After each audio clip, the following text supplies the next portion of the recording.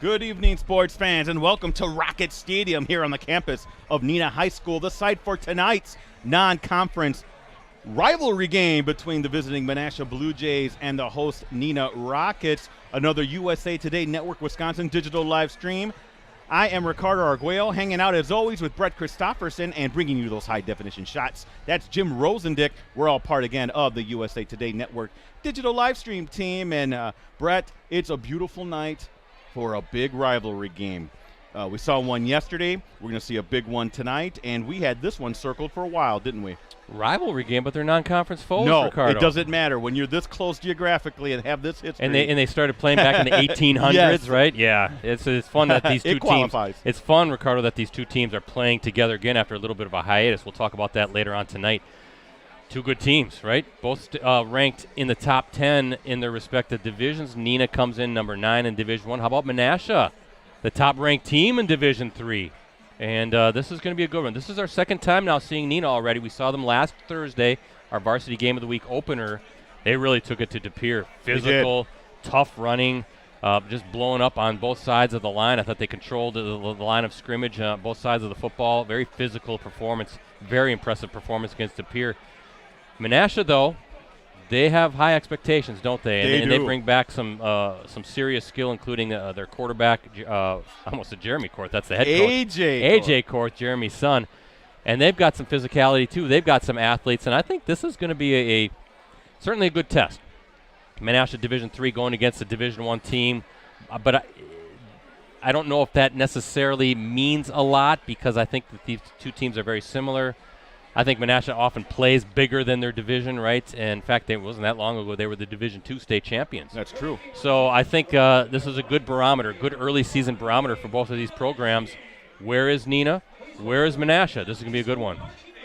Absolutely, and we're expecting a good one here at Rocket Stadium. Again, thank you for joining us, all of you out there in the digital world.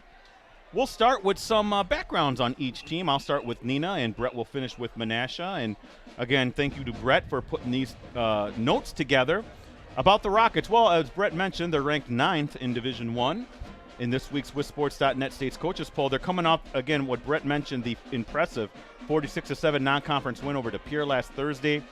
That was an outstanding game for Neenah. Senior standout running back Jace Jenkins, he had a huge night for Neenah, 4 touchdowns, 261 yards on 25 attempts. And helping the Rockets turn a 13-7 halftime lead into a lopsided win. Jenkins had scoring runs of 50, 51, 4, and 7 yards. Quarterback Van Evenhoven also showed off his running ability by finishing with 108 yards rushing and a pair of touchdowns on 13 carries. Both of his touchdowns came in the second half on runs of 1 yard and 55 yards, with the final score giving Neenah, a commanding 39-7 lead. Now, Van Evenhoven, by the way, for folks who aren't familiar with him, just a sophomore. Looked good last week. He did. He really did look. Evan Kirkman capped the scoring for the Rockets with a 55-yard touchdown run later in the fourth. And overall, Neenah finished with 508 yards rushing on 54 runs. Brett, that's a healthy 9.4 yards per carry That's average. a lot. That is. Rockets attempted just 4 passes, with Jenkins recording that lone catch. Now, defensively, another standout performance by the Rockets, Neenah limiting De Pere to just 171 yards and 53 yards rushing. Trevor McGinnis, you'll probably hear his name a lot, credited with 12 total tackles and 2 sacks to pace the Rockets' defense. Grant Dean, the sophomore, tallied a pair of interceptions. Now next, Neenah travels to Oshkosh West in an FAA matchup at Titan Stadium. That will be scheduled for a 7 o'clock kickoff. Again, that's next Friday. And Brett, what can you tell me about those Blue Jays? Yeah, what I can tell you, Ricardo, the Blue Jays, as I said, ranked number 1 in Division III in this week's WisSports.net State Coaches Poll. And they're coming off a very nice 35-14 non-conference victory over Appleton East last Friday in the season opener.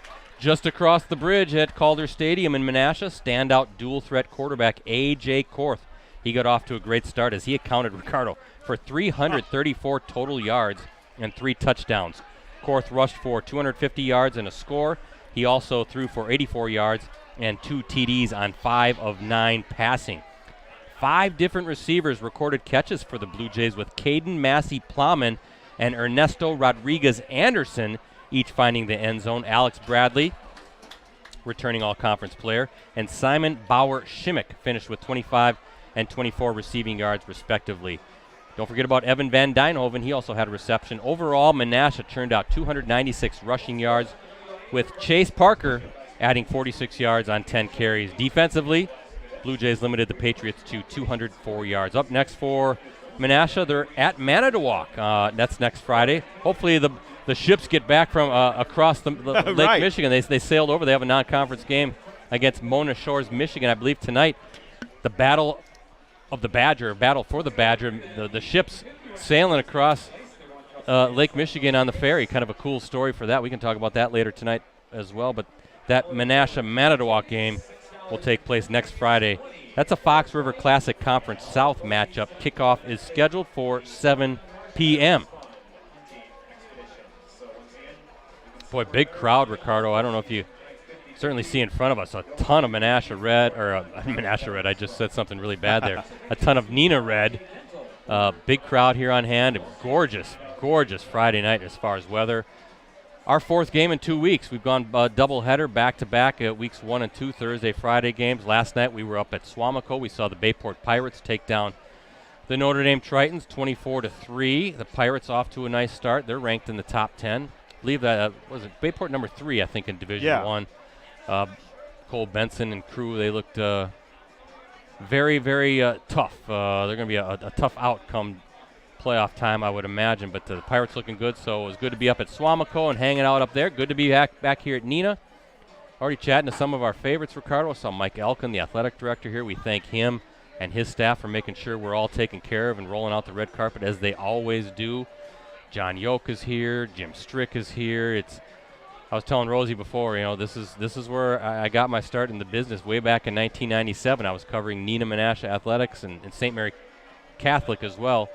So this is my old stomping grounds for a number of years. This was my beat, and many of the same faces still here. So it's always a treat to come back, whether it's Menasha or Neenah. And I think this could be our final visit to Rocket Stadium, though, right? It might very ever. Well, it depends, though.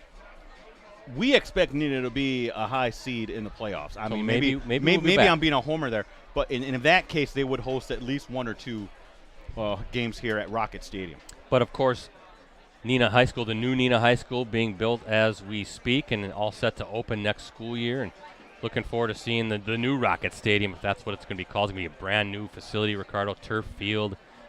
Mike Elkin was talking to us about that, and with the new gymnasium, it sounds like it's just going to be a hornet's nest in there. It's going to be very loud and very atmospheric. How's that for a word? I'm looking forward to very it. Very airy. So good stuff happening here, and what a matchup. Again, non-conference between these two teams. I guess I can talk about, as we wait for the start, the series. Neenah leads the series 52-40 to 5. 52, 40, and 5. That's what the all-time series mark is, with the Rockets leading the way. As I said, the series dates back to as far as 1896. Back when you were in high school, my friend. Actually, grade school. When the teams battled to a scoreless tie in their inaugural meeting. 0-0 the first meeting back in 1896. How about that? They met each season from 1970 through 2013 before the series was put on hiatus due to Menasha moving out to the FVA, and then I think moved to the Bay, right? Yes. The series then resumed last season as a non-conference matchup, and I certainly hope that they continue to play these non-conference games each and every year. I don't know why you wouldn't, right? Find a way to make it happen. The two communities, I would think, really enjoy the rivalry. Oh, yeah. There's a lot of competitiveness between these two teams. I know that. I remember hearing from Neenah they wanted to take on Menasha and vice versa. I know the divisions. I mean, Neenah, obviously they have a lot of things going in their favor. They're nearly 3 times the size of Menasha enrollment-wise. But don't think that Menasha can't hold their own against the Rockets, Brett. No, I think it's a great add to the schedule for Jeremy Korth. Play your rival, play a program that continues to escalate, right, under Steve Young's done a really good job of revitalizing the program and getting it to where it is. And we know what Menasha has done in recent years, a state title back in 2014, and last year they were in the state semifinals. Back in 2019 they were in the state finals. So a state-level program, and you're right, Ricardo, that team, that program can go toe-to-toe with, I think, just about most teams in the FVA. I always like to say, remember that 70-game win streak from Kimberly, Brett? The game that started that streak was against Menasha. I don't know if you remember that. Tyler Johnson. That was at Kimberly. I think Kimberly went blow for blow with them all the way to the end, and I think Kimberly might have pulled that one out by 7 or 10 points. But that was the thing that started the game, the win that started the 70-game win streak, and in a way kind of showed Menasha they can hang with the big boys even though they were a division or two lower than they were. Yeah, absolutely. Well, how about last year, though? Neenah beat Menasha 35-21 last season in a Week 2 matchup at Calder Stadium. I know the Blue Jays were kind of smart a little bit about that one, weren't they? They're ready for some payback tonight, so we'll see how it goes. More about the game in a moment, but first, our national anthem.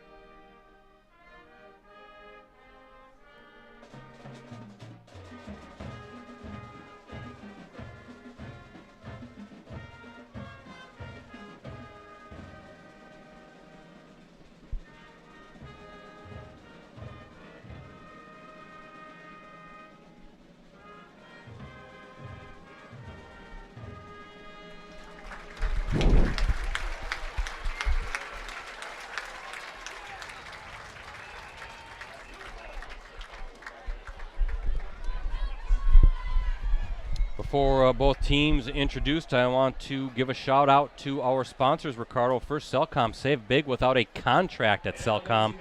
Advance pay customers get $20 off monthly data and discounts on select smartphones now. Restrictions apply. Visit cellcom.com/save for details. And Cooney's Embroidery and Sportswear. Get your team, club, or business name out there with Cooney's Embroidery and Sportswear. They customize products to specifically fit their customers' needs.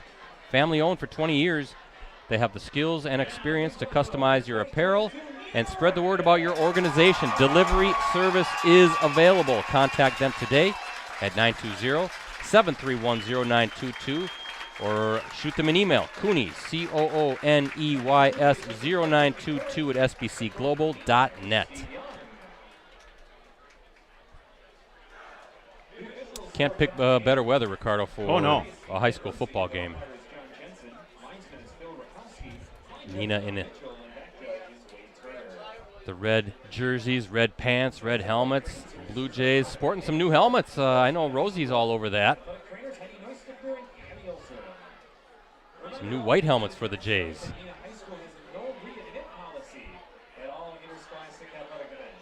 Week 2. And I'm going to be paying attention on Twitter to some of the scores that will be going around tonight. I know it's week 2, but I think folks are really interested in some of these games. We got a lot of rivalry games going on. I know the China Bowl, Brett. Is that going on? Winneconne is going on. Big Appleton East, Appleton West matchup as well. Well, yeah, DeForest at Kimberly. That's an that interesting non-conference game. Yes. Franklin at Fond du Lac is something we want to pay attention to. How about West De Pere at Kaukauna? Just a lot of, Brett, you really. Little Chute Xavier, that's another big one. You really had a tough week here trying to pick. Well, I think this game kind of stood out. But it stood out, and it gives us an opportunity to get Menasha but on the streams. You really couldn't have gone wrong with some of these other games if we had decided to go with those. Let me point out to the good folks, if you're listening, I set the schedule back in the spring. That's right. That's all I'm going to say. If people are questioning why perhaps some other media outlets are here, I set the schedule in the spring. Brett, you had to. Okay. You had to get dibs. I see Bill Glasheen here, our photojournalist. So there'll be a photo gallery of this one later tonight on postcrescent.com.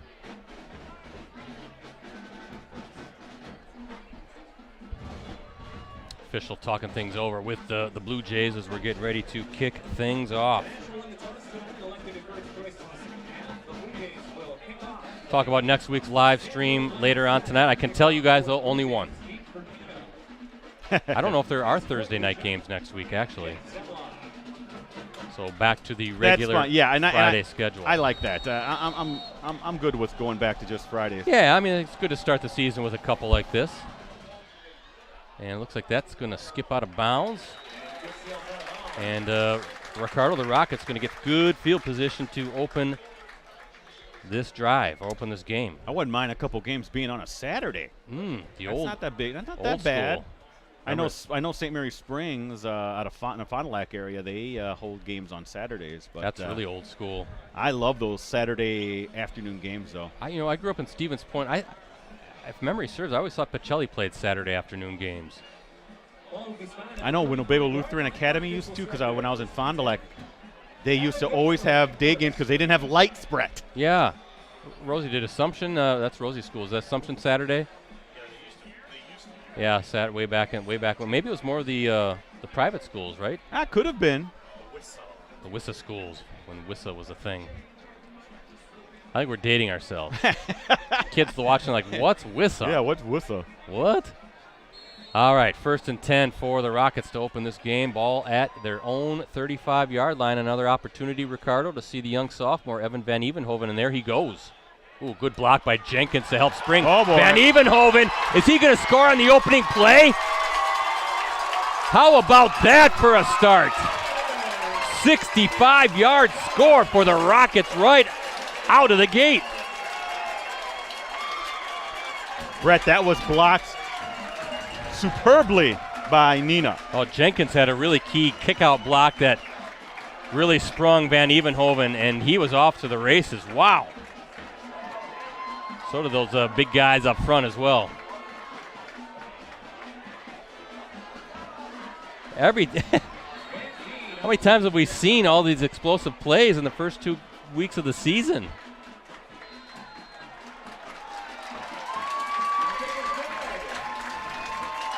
And just like that, 65 yards later, Evan Van Evenhoven puts the Rockets on the scoreboard right away, 7-0.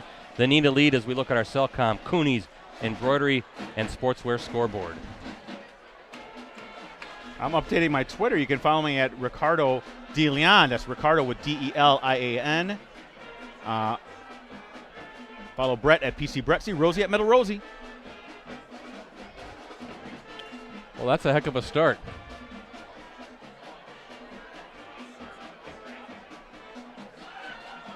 Wow. I mean, it doesn't matter if it's, we saw Jace Jenkins do that last week to DePere. We've seen the Papermakers last week took the opening kickoff. Stotts, 91 yards for the score. That is true. Last night we saw Benson at Bayport. A couple explosive plays for him. And now tonight, Evan Van Evenhoven with the quarterback run and 65-yard sprint to the end zone.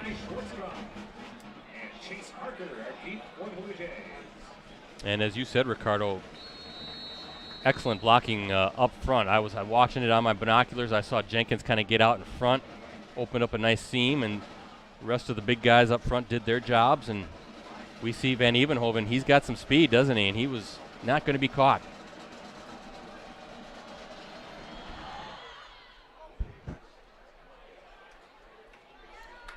Kicking it about the 6. Yeah, Chase Parker on the return.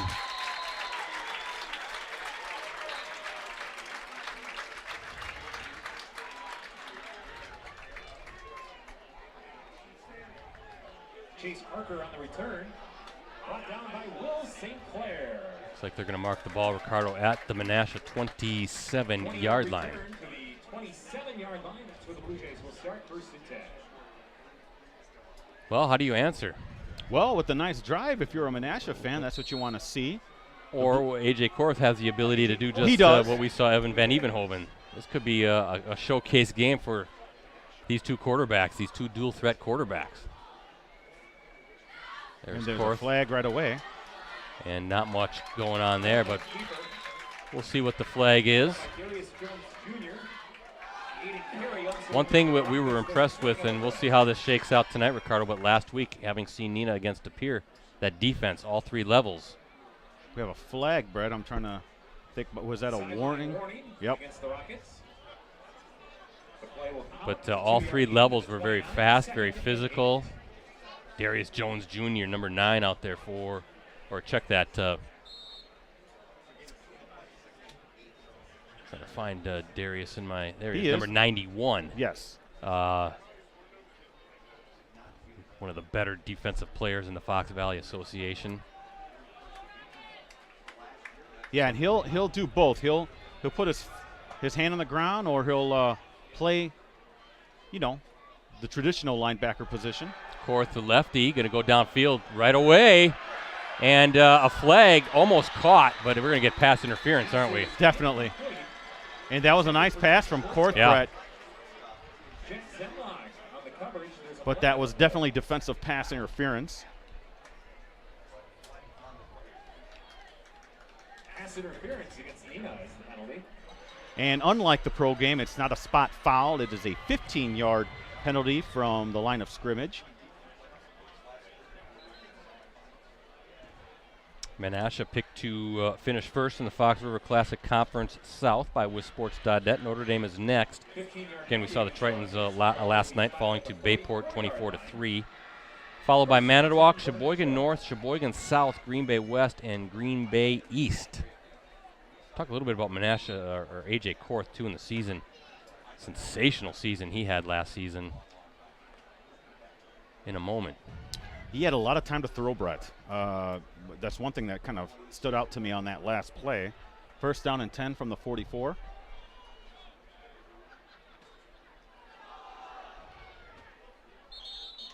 Is that Chase Parker, the senior? I believe it is. Up to the 48. Yeah.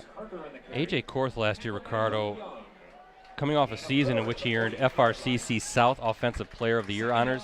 Check this out. He rushed for 1,768 yards and 25 touchdowns and threw for 1,223 yards and 17 TDs. That's a combined 2,991 yards. Just round them up. You saying 3,000? Just say 3,000. And 42 touchdowns. And he was a standout punter. Yes, I think a first-team punter as well. He and the head coach, Jeremy Korth, his father, they're just sitting there making up plays after dinner, right? Watch out. Nowhere to go on that play. Nowhere to go. And how about Hudson Tamulian, junior defensive lineman, getting in there, number 70. 1-yard loss on the play, back to the 45. 39 for the Blue Jays. So 39 coming up for Menasha. Also, Blue Jays wideout Alex Bradley. He earned a place on the All-FRCC South first team last season. A number of letter winners returning for Menasha. Again, a team that advanced to the state semifinals last season. Fell to, I believe, Rice Lake in Rhinelander that game was played. Watch out again. Korth on the run. Trying to escape. Gets it out. Look at that. How did he get out of that pressure? Good job by the defense. No first down, but wow. Heck of a job by Korth. He hits Simon Bauer-Shimmick, a senior wide receiver. So fourth down and decision time for Jeremy Korth. Ball at the 50. That's pretty good. I thought he was he was dead to rights by some of those defenders. Yeah. Again, though, seeing that speed by the Neenah defense, right? Yeah, that front is they wreaked havoc last week against De Pere and now doing it again tonight against Menasha. And I believe punt team coming out. Yes, Korth again is a standout punter. But there's the beauty of a guy that you can maybe run a fake punt with. That's true. A guy that you have to be wary of at all times and focus on because he could tuck it and run. It's only 5 yards, 4th and 5 at the 50. We'll see if the Blue Jays indeed punt.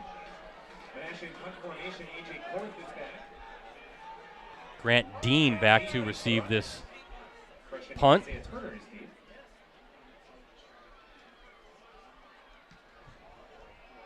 High punt. Yep, Dean's getting away from that. Oh, it takes a nice Menasha bounce, and they're going to mark it at about the 17-yard line. Well, we'll see that Rockets offense again, Brett. Took them only one play, 65-yard touchdown from Van Evenhoven on the game's first play. We have 8:49 left in the first quarter. Yeah, we're going to be back at it next Friday night, folks, as we head to Kaukauna for a Week 3 contest as the Galloping Ghosts host Appleton North. That should be a good one, Ricardo. That's a Fox Valley Association matchup. Live coverage will kick off at 6:45 p.m. And again, you can access our previous Game of the Week live streams on our USA Today Network Wisconsin websites. Just go to the sports section and scroll down until you see the Watch Our Varsity Game of the Week Prep live streams link. Kaukauna, Appleton North, our first look at both of those teams. Both, of course, expecting playoff runs. Actually, that'll be the first of back-to-back weeks we'll see Appleton North. Week 4, we're going to check out the Lightning and Kimberly. Got to do that one, Ricardo. Absolutely. There's Jenkins, his first touch of the night. Chase Jenkins, one of the FVA's top running backs. He's coming off a season in which he rushed for 1,233 yards and 8 touchdowns on his way to earning first-team all-conference status. That rushing total, by the way, ranked 3rd in the league. Jenkins, Ricardo, he's one of 7 returning starters on offense for the Rockets, 37 letter winners back in all. And that's why they feel really good about this team. This is an experienced team with some depth. That's number 20 on the carry, Ethan Snyder. Look at this. He was able to free. Yeah, he was able to bounce it outside, Brett. Nice awareness. Yeah, 6'1", 165-pound senior wide receiver on the program. Up to the 42-yard line, gain of 21, first and 10. Neenah picked to finish 5th in the Fox Valley Association. Kimberly ranks 2nd in Division 1 right now in the Week 1 poll. Papermakers slated to win the conference. Fond du Lac is next, followed by Appleton North, Kaukauna, Neenah, Oshkosh West, Oshkosh North, and Appleton East. What do you think about 5th? Well, the option pitch for Jenkins. Wow, good move and good blocking. First down for the Rockets. That's tough. It's a tough league. I'm not in that consensus. I guess I did my preview on Neenah. I thought this was a team that was a dark horse to win the conference title. Now, some things would have to break their way, right? But a lot of those things, they're in their own. It's in their own hands. So, I don't think it's out of the realm of possibility that they could finish 1st or 2nd. We'll know a lot more after they play Fond du Lac, Appleton North, those kind of teams. And Kimberly, Van Evenhoven. But they certainly have a very good roster, a lot of experience. Right now, they're really playing well. They had the big win last week, and they're performing very well against Menasha, a very good team, to start tonight.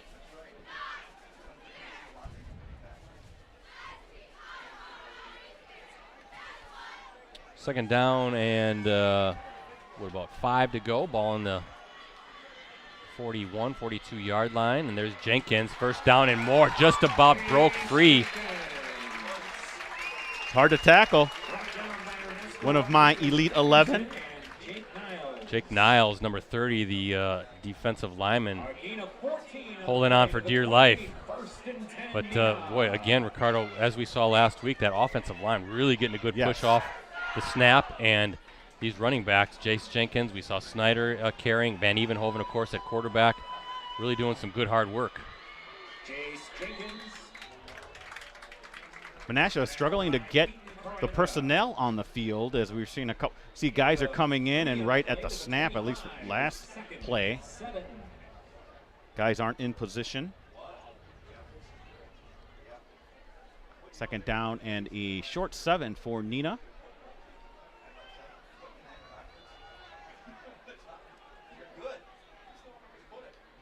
Van Evenhoven, he's going to keep it, using Jenkins as a lead blocker. Again, watch out, he's in. Is that 25 yards? That's what I have. 25-yard run. Again, Jenkins at the lead block. Big hole for Van Evenhoven, and that is his 2nd touchdown of the game. Very impressive start for the Rockets.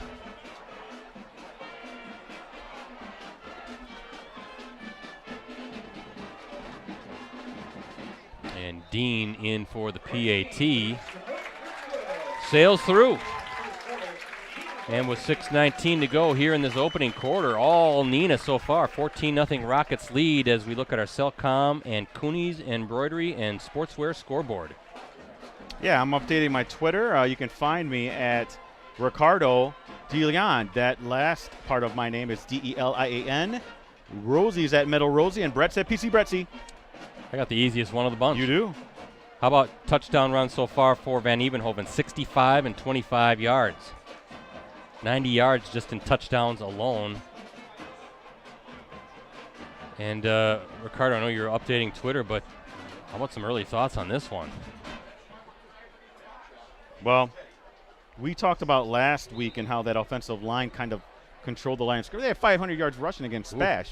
So we're expecting them to be a run-oriented team. Van Evenhoven, I don't believe it has even had to throw yet. No, I think you're right. And I wonder how long it'll take before Korth kind of, moves everybody into that box, because right now the run game is unstoppable for Neenah.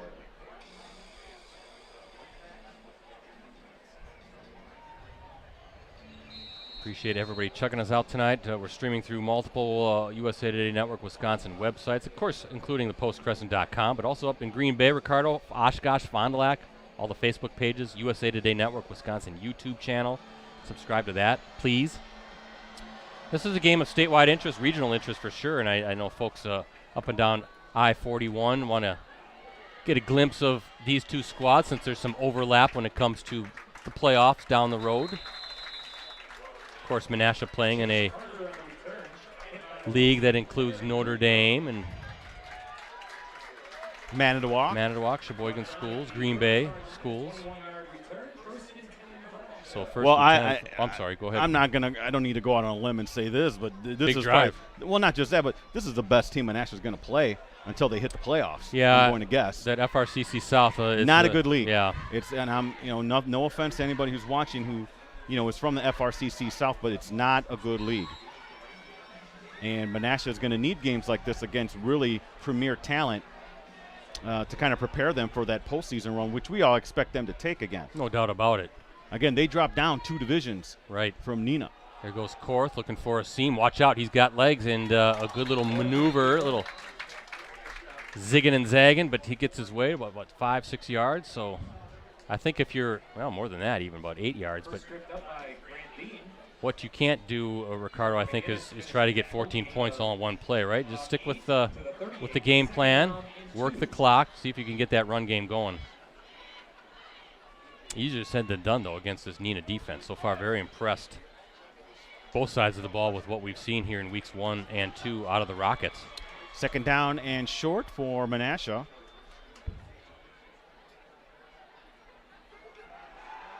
Korth, the lefty, he's going to sail it. And just overshot his intended target, Ty Schwarzkopf, the junior wideout, the intended receiver, just a little long on that throw. Korth showing off his arm. Well, a little long on that, but I think the receiver had a step or two on his defender, so they feel like maybe that's something they can exploit, Brett. I wonder if you can try to get something, a little screen or a little slant over the middle, get that first down. This is a big first down here for Menasha. The last thing you want to do if you're the Blue Jays, right, is 3 and out. Already down 2 scores. Let's see Korth. He's just going to tuck it, look for somewhere to go. That last little lean probably got him that first down. Yeah, Trevor McGinnis, the senior outside linebacker, getting in, wrapping up, but Korth just enough push at the end to get that first down. That's a big first down. 1st and 10 at the 41.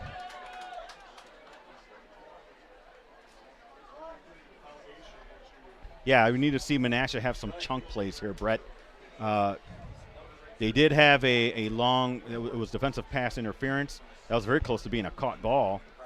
But you need to do that right now, is to have some explosion, have that Neenah defense respect you in terms of long or mid-range gains. A quick handoff, not a whole lot there for. No, and number 9, Aiden Carey for Neenah, he did a good job of staying in his lane, Brett, and making that tackle. Chase Parker with the carry. Exactly. Aiden Carey just stood his ground. There's a flag on the play. Looks like it's going against Neenah. Oh, it's a face mask. Okay. 5-yard penalty. Are they going to tack that on at the end of the run? So ball at the 48-yard line of Menasha. 2nd down and 3. 1st and 3. Check that. First down. Yep, 1st and 3. Always good to come to Neenah High School, isn't it? I love it. It's a beautiful campus. Really excited about what's coming next year. You'll talk more about that at length, I'm sure, a little later. But This is a really nice community, one of our favorites. Got the big Ryan Einerson Fieldhouse over there. Some good basketball being played right now by the Rockets boys and girls. Of course, the boys team, the defending Division I state champions now. It's true. The girls team, led by Allie Zabel, one of the top recruits nationally. Expected to be a title contender. Yeah. I think we're going to have spend a lot of time here in the next few months. Might be making a few trips down here to watch both the boys and girls hoopsters. But first things first, we have football on our minds. There's a handoff to Parker, number 4 for the Rockets. Sam Shear, the defensive lineman.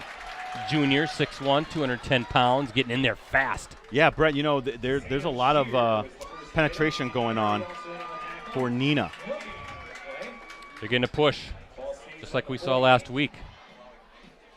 It looks like kind of a pretty big offensive line for the Blue Jays as well. Some big kids on that line. I know they have a fantastic strength and conditioning program over at Menasha as well. So many of these teams is such a focus now. It's really the only way you can win, right? You just have to be dedicated in the weight room. Second down and short for Menasha. Yeah, and those white helmets. I know Rosie likes those. Korth with the fake. He's going to keep it, finds a seam. He's got the first down. I like this drive. Taking your time, just taking what you can get, but moving the chains, right? Fresh set of downs and kind of calming things down here a little bit. Good push by that Menasha offensive line that allowed Korth to spring free for the first down. Brett, one of the linemen for Menasha, number 69, Ricardo Martinez. There you go. He's my new favorite offensive lineman. Why is that? Because his name's Ricardo? You can't go wrong.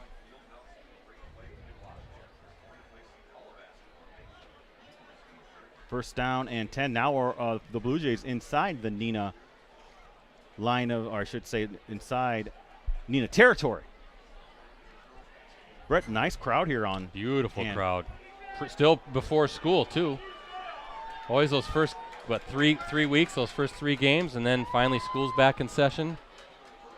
Everybody wants to, they don't want to let go of summer just yet. Look at Parker dragging the defender. Good 5-6 yard pickup there on first down. Yeah, this drive so far, death by 1,000 cuts for the Blue Jays. They're just very methodical, getting the job done, and finding a little rhythm. This is what you wanted to see. Right. We saw that a little bit on the first drive. They went, nearly 25 yards, got a couple first downs, but this is what you want to see now. Down 14-0. Have a nice answer back. You would like to put this one in the end zone, though. Keep that Neenah offense on the sideline, right, and just control the clock. 2nd and 5 from the Neenah 42, the Blue Jays. Korth with it and trying to find somewhere to go. Not much there. How about Hudson Timulian again? McGinnis as well in there. Trevor McGinnis, number 24. Jace Jenkins, one of your – well, you got 2 Elite 11 players here tonight, don't you? Jace Jenkins, a fantastic running back for Neenah, and A.J. Korth, the quarterback for Menasha. We've out of these first 4 games, these first 2 weeks, we've seen quite a few of your Elite 11s. That is true, and we're expecting to see a few more next week. Yeah. Or one more for sure with Brock Salm from Appleton North. Big third down here for the Blue Jays. Korth, whoa, nothing doing. No, now it's, again, the penetration has been problematic. Number 91, that's Jones for Neenah. Darius Jones Jr., yep. Member of the Leadership Council, also one of Steve Young's captains. What do you do here? You got to go for it. Well, that or, Korth can do that little quick punt. Maybe survey what he has and then make a decision. Yep. 4th and 3, though, I'd be tempted down 2 scores to go for it. I see Simon Bauer-Shimmick out there bringing in the play. So here you go, 4th and 3. Big spot for both teams.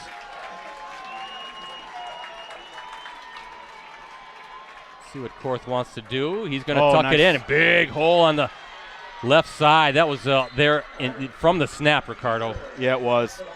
Fabulous play call.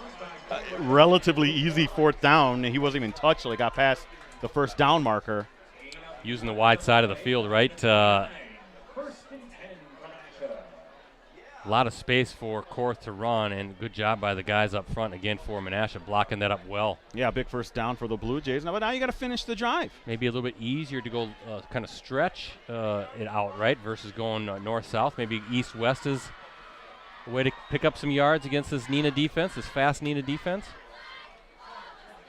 Certainly one way to go about it. They're on the near side of the field, Brett. 2 receivers far side. Again, the Blue Jays do have some talent at the receiver position. Korth going to keep it. Oh, number 15 was the first one to kind of knock him down. Luke Young, a sophomore free safety. Gain of 3 on the play to the 26. They're doing Neenah's doing a great job of staying in position, Brett, and not allowing any kind of big gains on the run game other than that 4th down. I think they're really playing very disciplined. But conversely, Menasha doing what it needs to do, picking up the first downs, moving the chain, controlling the clock, controlling the ball. I think this will be the final play of the quarter, Brett. 3rd down and 7, or 2nd down and 7, excuse me.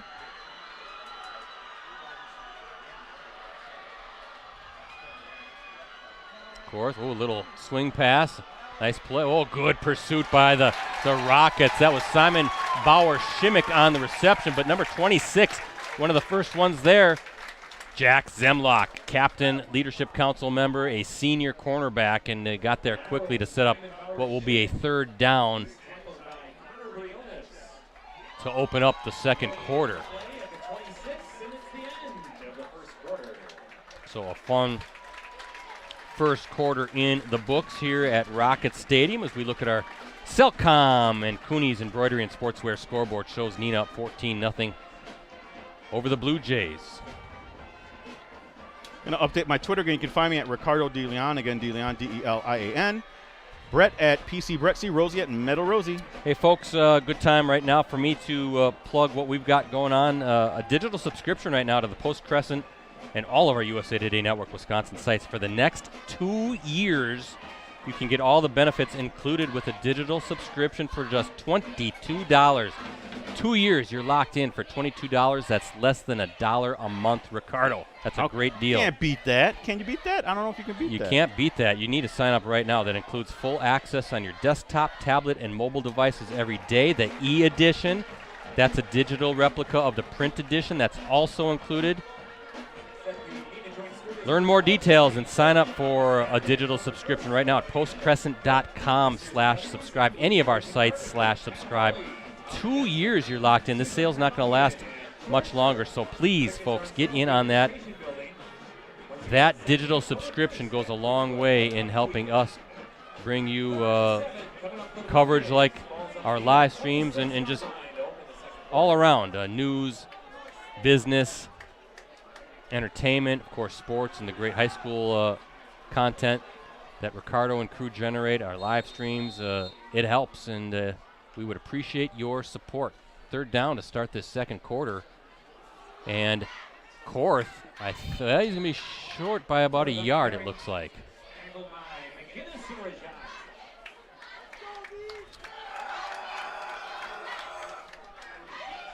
Yeah, long yard maybe.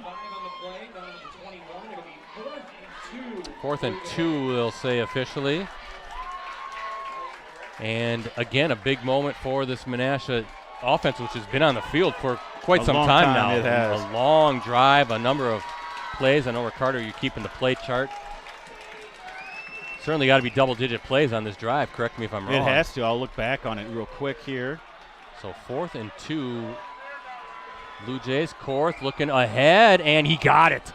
Just slipped the tackle. That was number 24 coming in by McGinnis. Yeah, McGinnis did everything right, but Korth showing his athleticism and the little juke move and gets through. Good footwork, as Ricardo said. That's another big first down for the Blue Jays. This will be the 14th play, Brett. 14-play drive working so far. Ball at the 17-yard line. Some point, if you're the Neenah defense, you're getting frustrated, right? You're not giving up big plays, but you're still giving up first downs. This is definition of a grind out kind of drive. Start to wear out that Neenah defense here as Korth hands off to Parker, who squirts through. Watch out. Oh, big hit inside the 5, though. Nice run by Parker. That was number 26, Zemlach, on the hit. Almost got into the end zone. And ball's going to be at the 2. First and goal. Nice 15-yard run scoot by Parker, Brett. And there you see the offensive line opening up a little bit of a bigger hole. They're getting into a rhythm, aren't they? Right. Yep. Now they're doing what we know that they can do and getting off on the snap. This will be the 15th play of this drive, Brett. I'm guessing nothing fancy is going to be the play call here, right? And there's Parker, and he is in. He's in. And what an answer for the Blue Jays. A 15-play drive capped by Chase Parker's 2-yard plunge. Yeah. Brett, 15 plays, 70 yards. That is grinded out. That is 3 yards in the proverbial cloud of dust. Am I right? You are right. My goodness. 15 plays. How many yards? 70. 70 yards.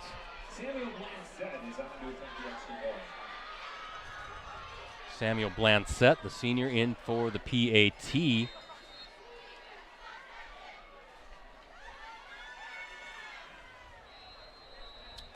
And it sails through for Blancett.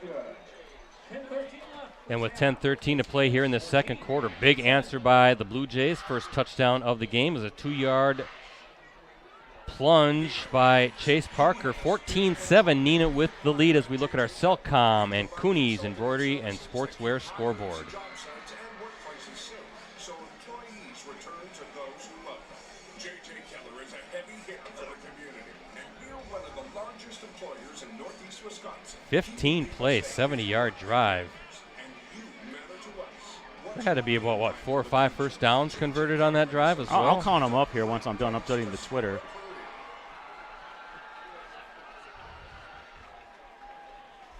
Maybe even a couple fourth downs. I know they converted a couple of fourth downs. Very impressive. And a good answer. And now we've got a ball game here at Rocket Stadium. Well, we kind of felt Menasha would answer, Brett. Too much talent on that side Yeah, they're too good of the field. So, yeah, let's check out the first downs here. 5 first downs, and they converted 2 fourth downs. So, Brett, what can you say? Exactly what Menasha needed to answer Neenah's big play ability on their offensive end. So now it's up to the Menasha defense to kind of figure out and how to slow down the Rockets offense. That's easier said than done, though. I was just going to say that. Neenah is just right now they are just a machine. Oh, a little bit of a scoop kick, Brett. And that if that would have stayed in bounds, they might have had a shot at recovering that. And I think Korth is the one who recovered the kick. But you're right, Brett. He hit it into no man's land. Yep. There was nobody there. So a good idea. Try to get that back. Your offense feeling good. Ball be placed at the 37. Well, they're actually saying it's a 5-yard penalty, so it'll be at the 41. Well, it's a kickoff out of bounds. So at the 40, just shy of the 40. It is at the 42. Calculated risk there by Korth. Was there a penalty added on to the? Isn't that a penalty for kicking it out of bounds? But I thought maybe did they tack on a penalty? I'm not sure what to. Well, it went out at the 37. Yeah. So it must have been a 5-yard penalty then. Okay. That's where we need Ken. Where is Ken the official? He's in Montreal right now. Well, why can't he be watching us from Montreal? He can. Jenkins, hard run to start this drive near midfield. Yeah, we had Ken the official in the booth last year for the state semifinals at Oshkosh for that Appleton North Franklin game.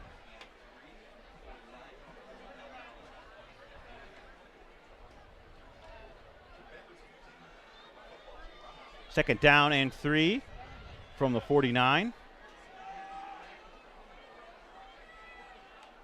Ooh, direct snap it to is. Jenkins. Now Van Evenhoven to the lead blocker, and Jenkins gets the first down and a few more. Ball going to be at the Menasha 45-yard line.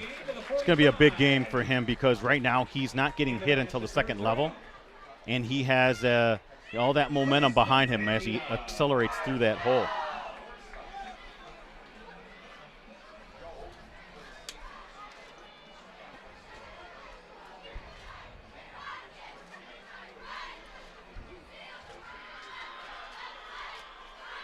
Van Evenhoven, he hands off to Jenkins. Nice little ball fake. 5-yard pickup for Jenkins. Maybe a 6-yard gain. One thing about this game, Ricardo, it's going to go by fast. Both teams like to run, don't they? They do. There's not going to be a whole lot of passing tonight. The clock's going to continue to run. 7 carries, 49 yards for Jenkins. It's been Van Evenhoven who's had the big chunk plays, 70 yards and 25-yard touchdowns. There's Jenkins again. Look out. And that was number 99 on that tackle, Nazir Anderson. Brett, he was holding on for dear life because Jenkins had a hole right up the middle. He did, yeah, just a sophomore defensive lineman. I was going to point him out as well. But good job by Anderson to bring Jenkins down. That's a tough assignment. But 1st and 10 inside the 35, marked at, what, about 34, 33? I called it the 33. Okay. Jenkins again. They like something on that right side, don't they? Well, there's a lot of success for the Rockets off that right side. Maybe that's something they saw in the film. 4-yard carry. Student body right, student body left. Now up to 60 yards on 9 carries for Jenkins, Brett. I'd say 3 yards in a cloud of dust, but it's more like 15 yards, 20 yards in a cloud of dust with the averages. Van Evenhoven and Jenkins has it. Good job by the Blue Jays to bottle up Jenkins there. And the Rockets fans, I think a little shenanigans going on there at the end of the play. I didn't see anything. Brett, what did you see? Nothing really that stood out to me. It's a 3rd and 5 situation. Trying to update some of these scores, BC. Yeah, we'll get those scores at halftime. Ball at the 29-yard line, 3rd and 6 for the Rockets. Van Evenhoven thinking, he was thinking about throwing it. Somehow eludes a tackler, but there is a flag on the play, but credit that Blue Jays defense in the back end. Oh, it's a holding, okay. There was nowhere for Van Evenhoven to throw. Yeah, but look at the,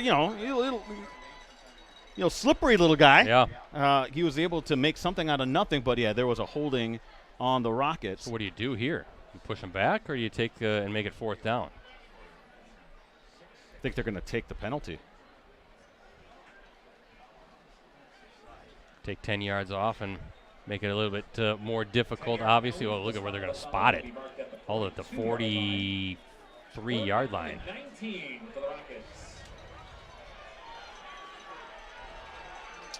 Long 3rd down coming up. 3rd and what, about 19? That's what they have it on the scoreboard.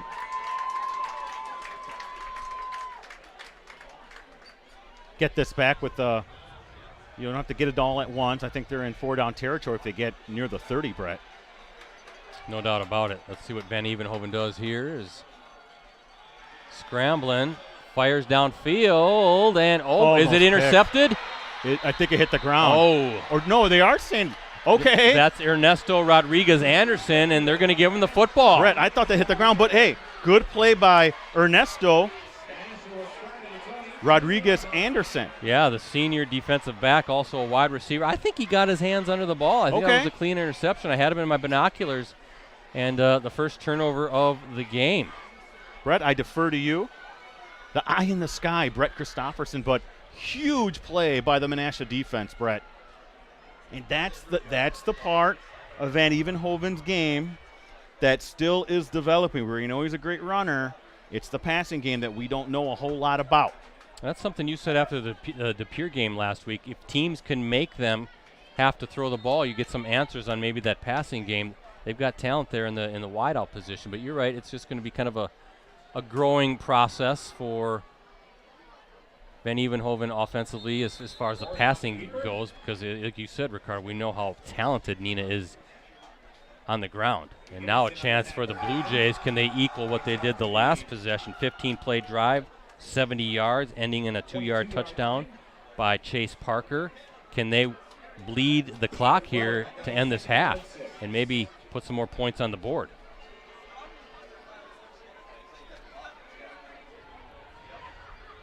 Three receivers set for Korth and company. Now we've seen AJ attempt some passes downfield. He's going to run it to the left side on this. Has some room. Look at him. Got the first down out. Going low. At the 30, looks like they'll mark it at the 31, 32-yard line. First down, though, for Menasha. They'll spot it at the 32-yard line. So the tide's kind of shifting, Ricardo. The momentum. Right, and I think Menasha's doing it, hey, no nonsense. Let's just go and run the ball. Do what we do best. We're a running team. I wonder if that, though, is setting up the big playability of Korth with that arm, though, Brett. Well, we're going to find out maybe on this drive, but 1st and 10 for Korth. He's going to try to look for somewhere to run, but a whole bunch of red jerseys bottling up Korth on that play. Maybe a yard. 2nd down coming up.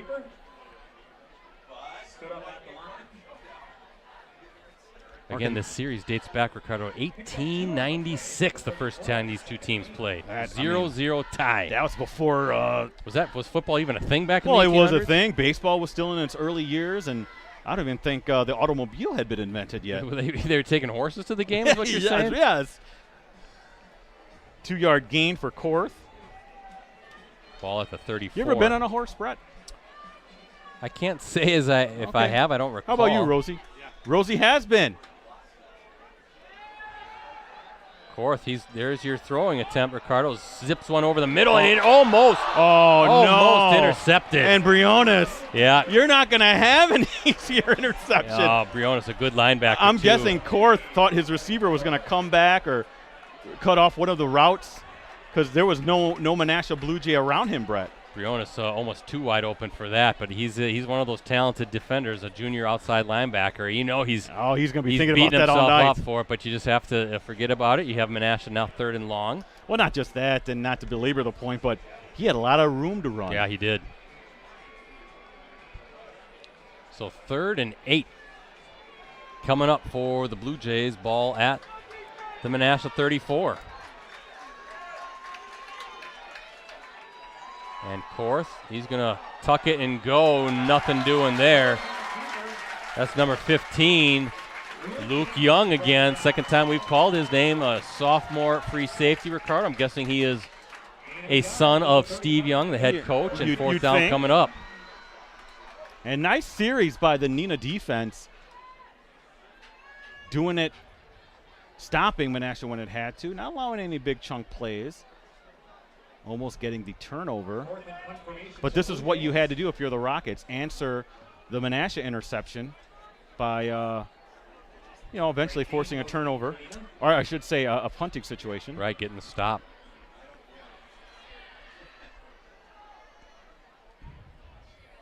And Korth, nice high punt, fair catch. Good job by Grant Dean to corral that one right at the Neenah 30-yard line. If you look at our Cellcom Cooney's Embroidery and Sportswear scoreboard, 14-7, Rockets with the lead and the ball. Just 3:43 to play here. 2nd quarter. Fun game. And this is a game, Brett, I think we've seen some good defensive plays, a couple of big offensive plays, a nice grinded-out drive. Kind of seen it all in some respects. 1st down and 10 at the 30 for Neenah. Big plays from the Rockets.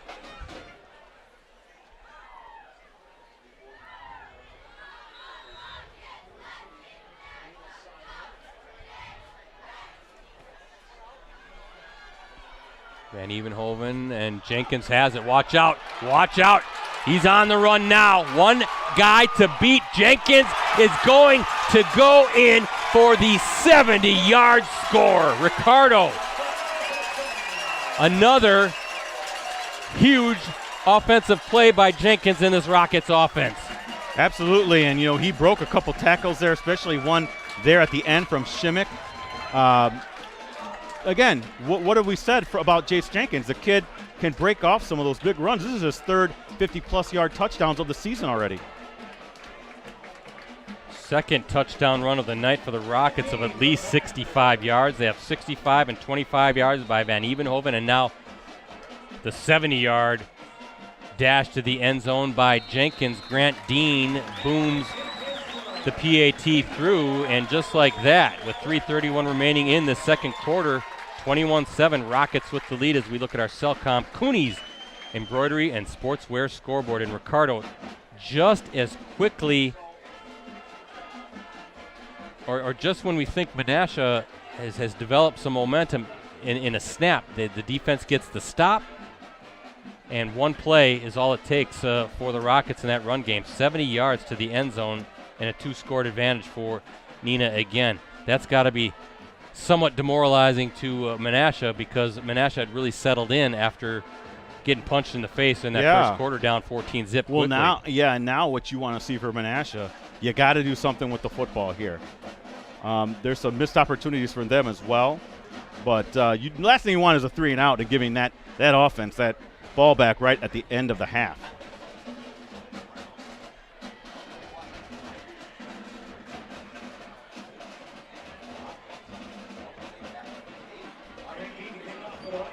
Boy, Jace Jenkins, what a start to the season. You saw him light up that De Pere defense last week, and another explosive run. And boy, I know you'll have the stats here at halftime, but Neenah again really piling up the yardage on the ground.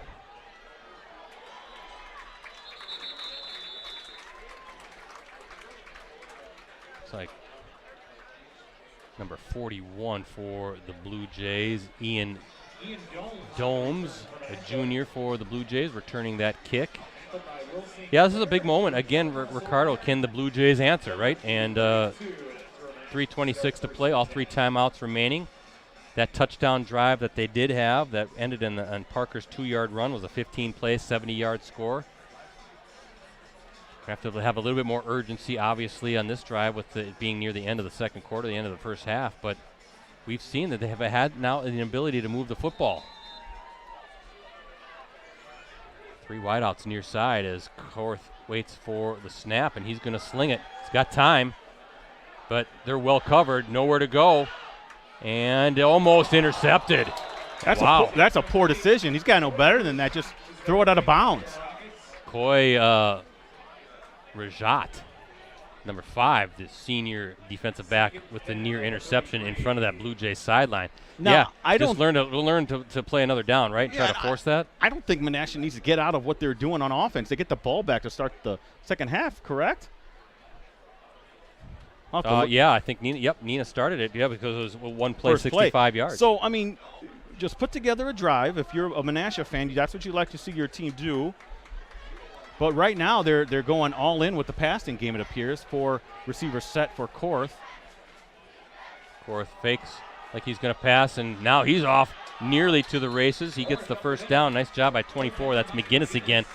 Talk about holding on for dear life, because I thought Korth was a tackle away from maybe busting that one free. And that was a good fake by Korth. Yeah. Quarterback draw. 13-yard play for Menasha. So they have a chance here just to put together a drive here to end the quarter, or to end the half, I should say, possibly with some points. Yep, clock running, just a little over 3 minutes to play. Again, all 3 timeouts still there for the Blue Jays to use up, as Korth, again, kind of fakes, looking to his right, tucks it left side, and gets a first down and out of bounds. Good run by the quarterback. He's dangerous, Ricardo, in the passing game, that you have to honor those little fakes. You get that defense to freeze just enough, and he's got the speed to get around the outside. He's doing. That was all on Korth. It was not. The play was not designed to go to the left. He saw nothing on the right side. I saw a pulling guard, and he was able to reverse field and get 13 yards out of that. Brett, 17 carries, 83 yards for A.J. Korth. So fresh set of downs for the Blue Jays in Neenah territory. Ball at the 42-yard line, and Korth right away going left. Got some running room. He's got a first down and more as Korth on that far sideline, putting the offense on his shoulders and near the 20-yard line. Oh, there's a flag on the play, and I saw big old Jake Niels out there leading the way. Oh, yes, there is the flag in front of that Menasha bench. That's coming back. And it is a hold.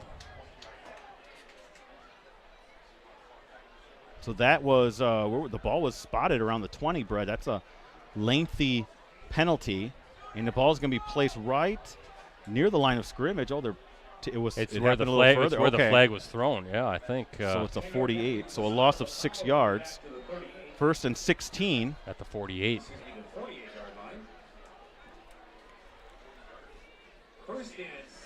So that swings things around, right? You could be inside the 25 maybe. Instead, you're back near midfield. First down, though, for Menasha. Let's see if Korth takes to the air on this snap. And he's thinking about going deep downfield, looking for his wide out. Nice play. Sensational defensive play.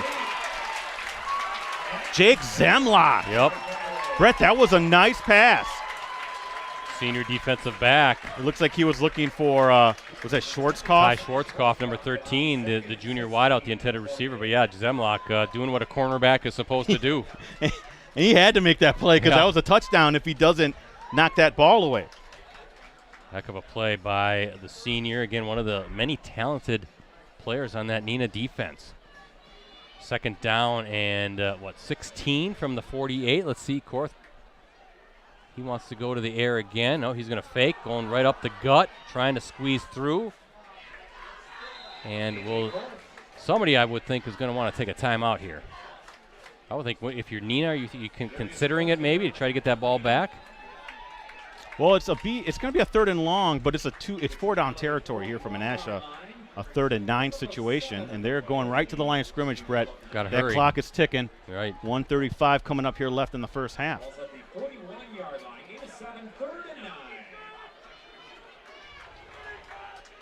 And Korth right up the middle again. Boy, shifting, and he's going to get the first down and more. He's off to the races, far sideline, finally out of bounds, but Ricardo. What a run that was. He is so good at his vision is outstanding. Oh, really reading those blocks well. I mean, that started up as just a middle run and just found some open holes and veers off to his left. And, boy, what looked to be a drive that wasn't going to go anywhere after that holding call. Now it's 1st and 10 inside the 20. Ball at the 17-yard line. Yeah, 24-yard run there, Brett. He has 114 yards on 19 carries. And a minute 20, and the clock is stopped because Korth was able to get out of bounds. So plenty of time for the Blue Jays, Brett. They don't need to hurry on any of these plays. No, don't even need to throw as Korth going to hold it again and diving forward. Good run there. And it looks like a first timeout coming as Jeremy Korth, the head coach, walking out to the field. I believe Ricardo, Coach Korth calls the offensive plays. I believe he does as well. Well, what a heck of a run there. Are they placing that at the 13? Okay. Just wanted to see 4-yard gain on that. But, yeah, Brett, this is exactly what Menasha needed. If you can get a score here going in the half and then you get the ball back to start you're right where you need to be, even after the big plays that Neenah's had on offense. Right, and then, like you say, Menasha opens the second half with the football.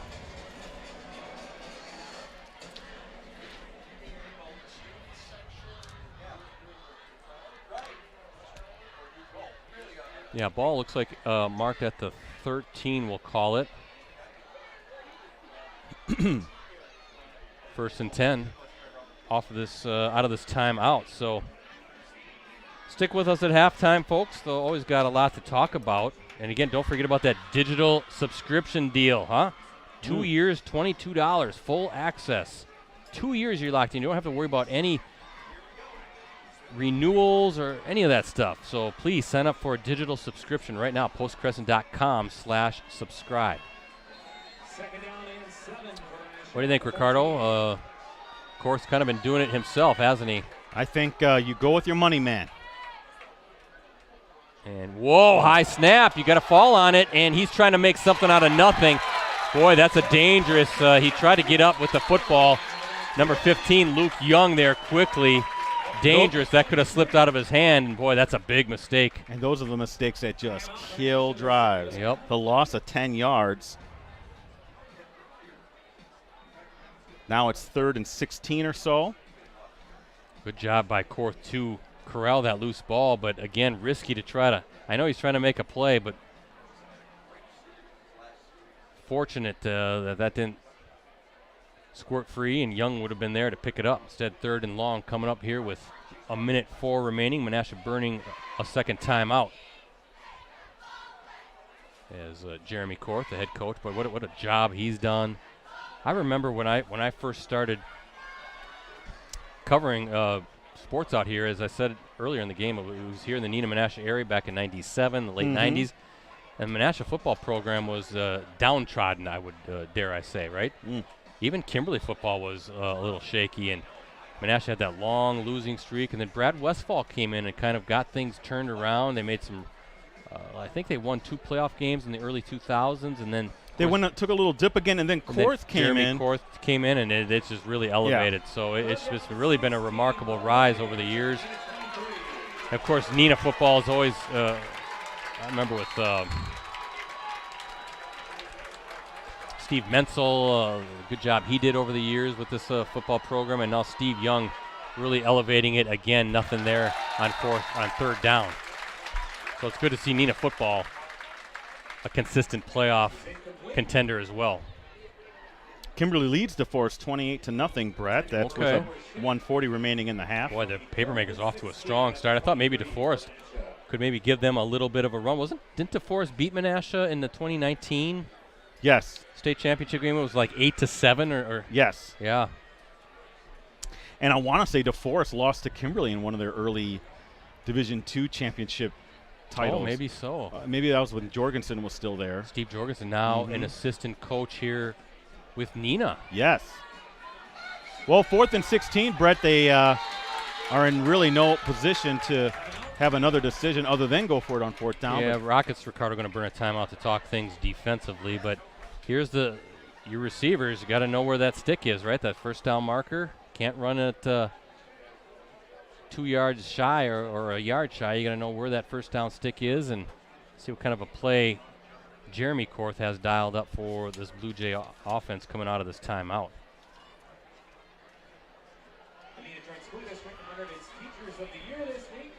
Again, we'll be at Kaukauna next week for our Week 3 Varsity Game of the Week Prep Football live stream. The Ghost hosting Appleton North.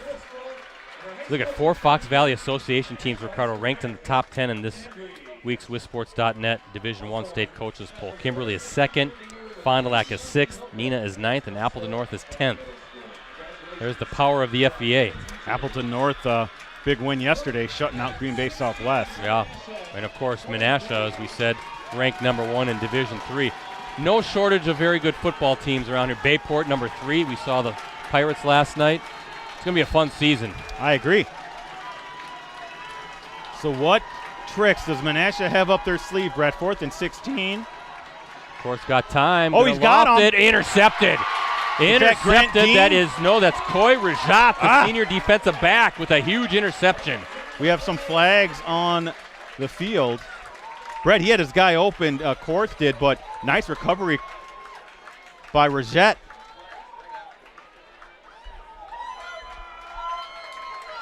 Face mask. And that will give Neenah the ball. So a turnover, 51.1 seconds to go. And Ricardo, you think, oh, that's not much time, but we've seen this offense. 2 plays, they have touchdowns on 2 separate plays. The 65-yarder by Evan Van Evenhoven to open the game. And then we saw Jace Jenkins with the 70-yard run on Neenah's last offensive possession. Well, now you're starting to see, for Menasha, it must be frustrating. You're able to move the ball against Neenah. Just not finishing drives. You're having silly penalties. You're having silly mental mistakes with the high snap. And now on defense, you're just trying to give up big plays of this this just explosive offense. And here goes Jenkins. Oh, boy. See, you just hold your breath every time he runs. Absolutely. And looks like the Rockets going to get to the line quickly as the clock continues to run. Going to save those timeouts. But you're right, absolutely. You're holding your breath because we've already seen it in the first 2 weeks, how he can break one and hit a home run. And a flag. Yeah, a false start, it looks like, on Neenah. But, I mean, Menasha has dominated time of possession. I don't quite have those numbers. But in terms of overall plays run, Menasha, I think they might have ran at least 3 times the amount of plays, maybe even 4 times the amount of plays that Neenah has. Well, it helps when you have a 15-play, 70-yard touchdown drive, right? Absolutely. But they've also had a few other plays that went 7 or 8 plays. And Neenah's explosiveness leads to those short drives. Yeah, there's Eli Schmidt down there walking along the fence, one of the members of the boys basketball state champs. He's graduated now. Still soaking it in, right? Doing that the championship banquet circuit. Evan Van Even. Whoa, he took a shot. Van Evenhoven. What a catch by Grant Dean at midfield.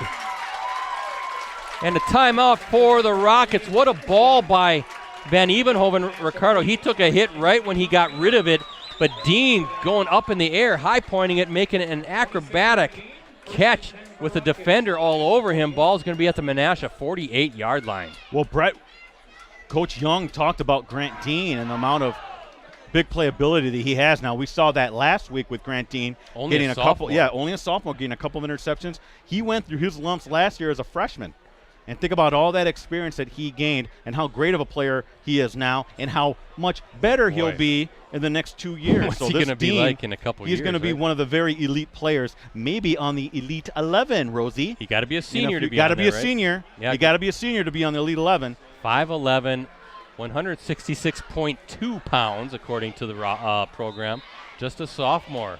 Running back and safety for the Rockets, but that was a heck of a grab. Good hands, good concentration, and just as impressively, Van Evenhoven, he took a shot. He stood in there and delivered the pass where it needed to be, knowing he was going to get belted. And Jenkins now, nope. Yeah, boy, Van Evenhoven fooled me. Well, and another thing, Brett, you got to give Van Evenhoven credit for staying in and completing that pass under pressure. And that's how the first half comes to a close. Boy, fun first half here at Rocket Stadium. And a quick look at our Cellcom and Cooney's embroidery and sportswear scoreboard shows the Rockets leading the Blue Jays 21-7 in this non-conference rivalry game. It always will be a rivalry game. But we'll talk more about tonight's game and all that we have coming up digitally at USA Today Network Wisconsin after this short break.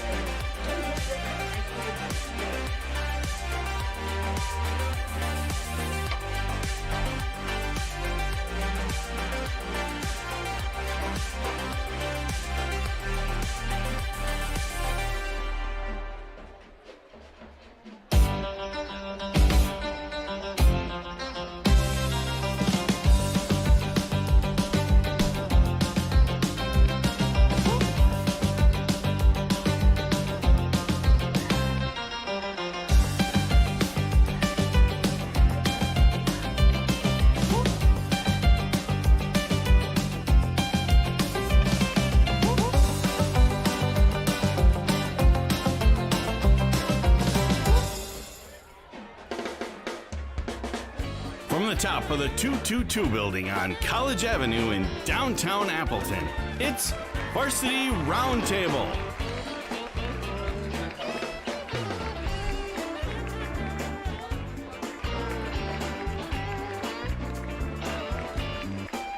Ladies and gentlemen, Ricardo Arguello.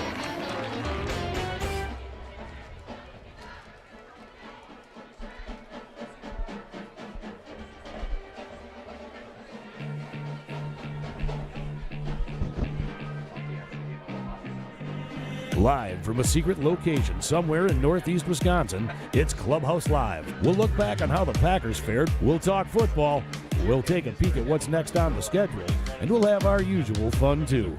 We're ready. Are you ready? It's time to get started. Let's open the doors and welcome to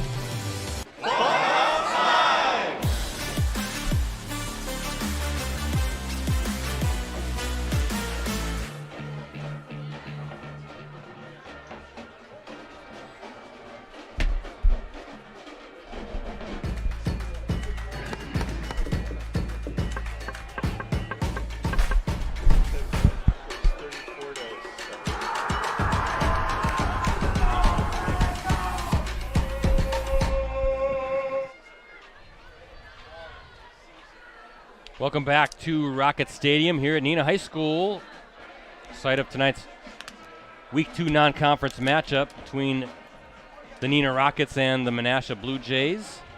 And as you take a look at our Cellcom Cooney's Embroidery and Sportswear scoreboard, shows the Rockets on top 21-7. It's been a fun first half, without a doubt. Once again, thank you to our sponsors, guys. Cellcom, save big without a contract at Cellcom. Advance pay customers get $20 off monthly data and discounts on select smartphones now. Restrictions apply. Visit cellcom.com/save for details. And Cooney's Embroidery and Sportswear. They have the skills and experience to customize your apparel and spread the word about your organization. Contact them today, 920-731-0922, or send them an email at Cooney's, COONEYS 0922 at sbcglobal.net. And I just want to give a quick plug to USA Today Sports Plus. That's the new sports app that puts the fans first. Get the latest scores, stats, and standings, and enjoy interactive experiences with our award-winning sports writers. Download USA Today Sports Plus from the Apple or Google Play stores today. USA Today Sports Plus. Fan harder. Ricardo, I see you're busy scribbling stuff, stats. Yeah. But also probably a bunch of halftime scores from around the area, too. Xavier, and I think Little Chute leading Xavier 7-6. Oh, that's a good one. That's another big game that we're trying to watch. Hey, that opens the new turf at Fitzpatrick Yes, Field. it does. And Edgar leading Stratford. That's always a huge matchup. That's a big one up in the Central That is markets. 8-0 Edgar over Stratford. Okay. And trying to get some of these other, one that's a little bit of a surprise. Appleton East leading Appleton West 28-7. Oh, wow. And I'm trying to, you go ahead and do some of your promos as I kind of track down a few more. Yeah, and I know you got some halftime stats probably as well with some of the guys. I can do that right now, actually. Okay, go ahead. We're looking at some leaders here for Menasha, and you talked about it during the first half, Brett. A.J. Korth kind of doing it all for the Blue Jays, 21 carries, 108 yards. Neenah, a couple of big plays. So Evan Van Evenhoven, 4 carries, 95 yards, the 2 touchdowns, Brett. And then Jenkins, 12 carries, 135 yards with that 70-yard score. So you're seeing just the big play guys making big plays. Now, Parker scored the touchdown for Menasha. I think he has about 35 yards rushing as well. So those are the stat leaders. Not much passing going on. No, it's going to be mostly 3 yards and a cloud of dust here in the second half as well. But I kind of like games like that, right? Just kind of it's up to the big guys up front on both sides of the line and seeing the talented runners and athletes on both sides. So the more runs, the better sometimes, I think. Plus, it keeps the game moving along, too. Yeah, as Ricardo keeps fishing for some more halftime scores. Kind of curious about that Kaukauna West of Pierce score as well, if you have any information on that. Yeah, I'll look that up. Thank you. Let me see if I can dig that one up. That's a big game. You saw some of the commercials that we ran here at halftime, one of them being Clubhouse Live. We're just about ready to kick off season number 14 on September 5th. That's Labor Day. That is our award-winning Green Bay Packers show hosted by me and Ricardo and a member of the Green Bay Packers. We are getting close to making an announcement as to who will be this season's co-host. That player will then bring teammate guests on throughout the season. Admission is free. Takes place at the Hilton Paper Valley Hotel downtown Appleton on Monday nights at 6:30. First come, first seated. You can also watch it live on any of our USA Today Network Wisconsin websites and Facebook pages. Our USA Today Network Wisconsin YouTube channel will carry it as well. And give us a like on Facebook, facebook.com/Clubhouse Live. Again, the announcement coming hopefully this coming week as to who will be our co-host and what we have coming up for our Labor Day show. Don't want to miss it. That Labor Day show goes right into looking ahead to Week 1 of the Packers and Minnesota Vikings, September 11th at U.S. Bank Stadium over there in the Twin Cities. So good stuff coming. Season 14 show number 301. Rosie over here is part of the production crew, and can't wait. Yeah, should be another fun season, another Super Bowl contending season for the Green and Gold, much to Ricardo's chagrin because he's a big fan of the Chicago Bears. Enough about the Packers already. Oh, Bears maybe go, 3-14 this season, no. something like that, 2-15. They had a real bad roster last year, and they won 6 or 7 games. But anyway, looking forward to the new season coming up. And, again, please give that Facebook page a like. We give away a lot of free stuff. We've got some great gear coming up, some great giveaways, some autographed items as well. So, yeah, check it out. We'd like to have you there in person at the Paper Valley Hotel. I think you'll enjoy the show.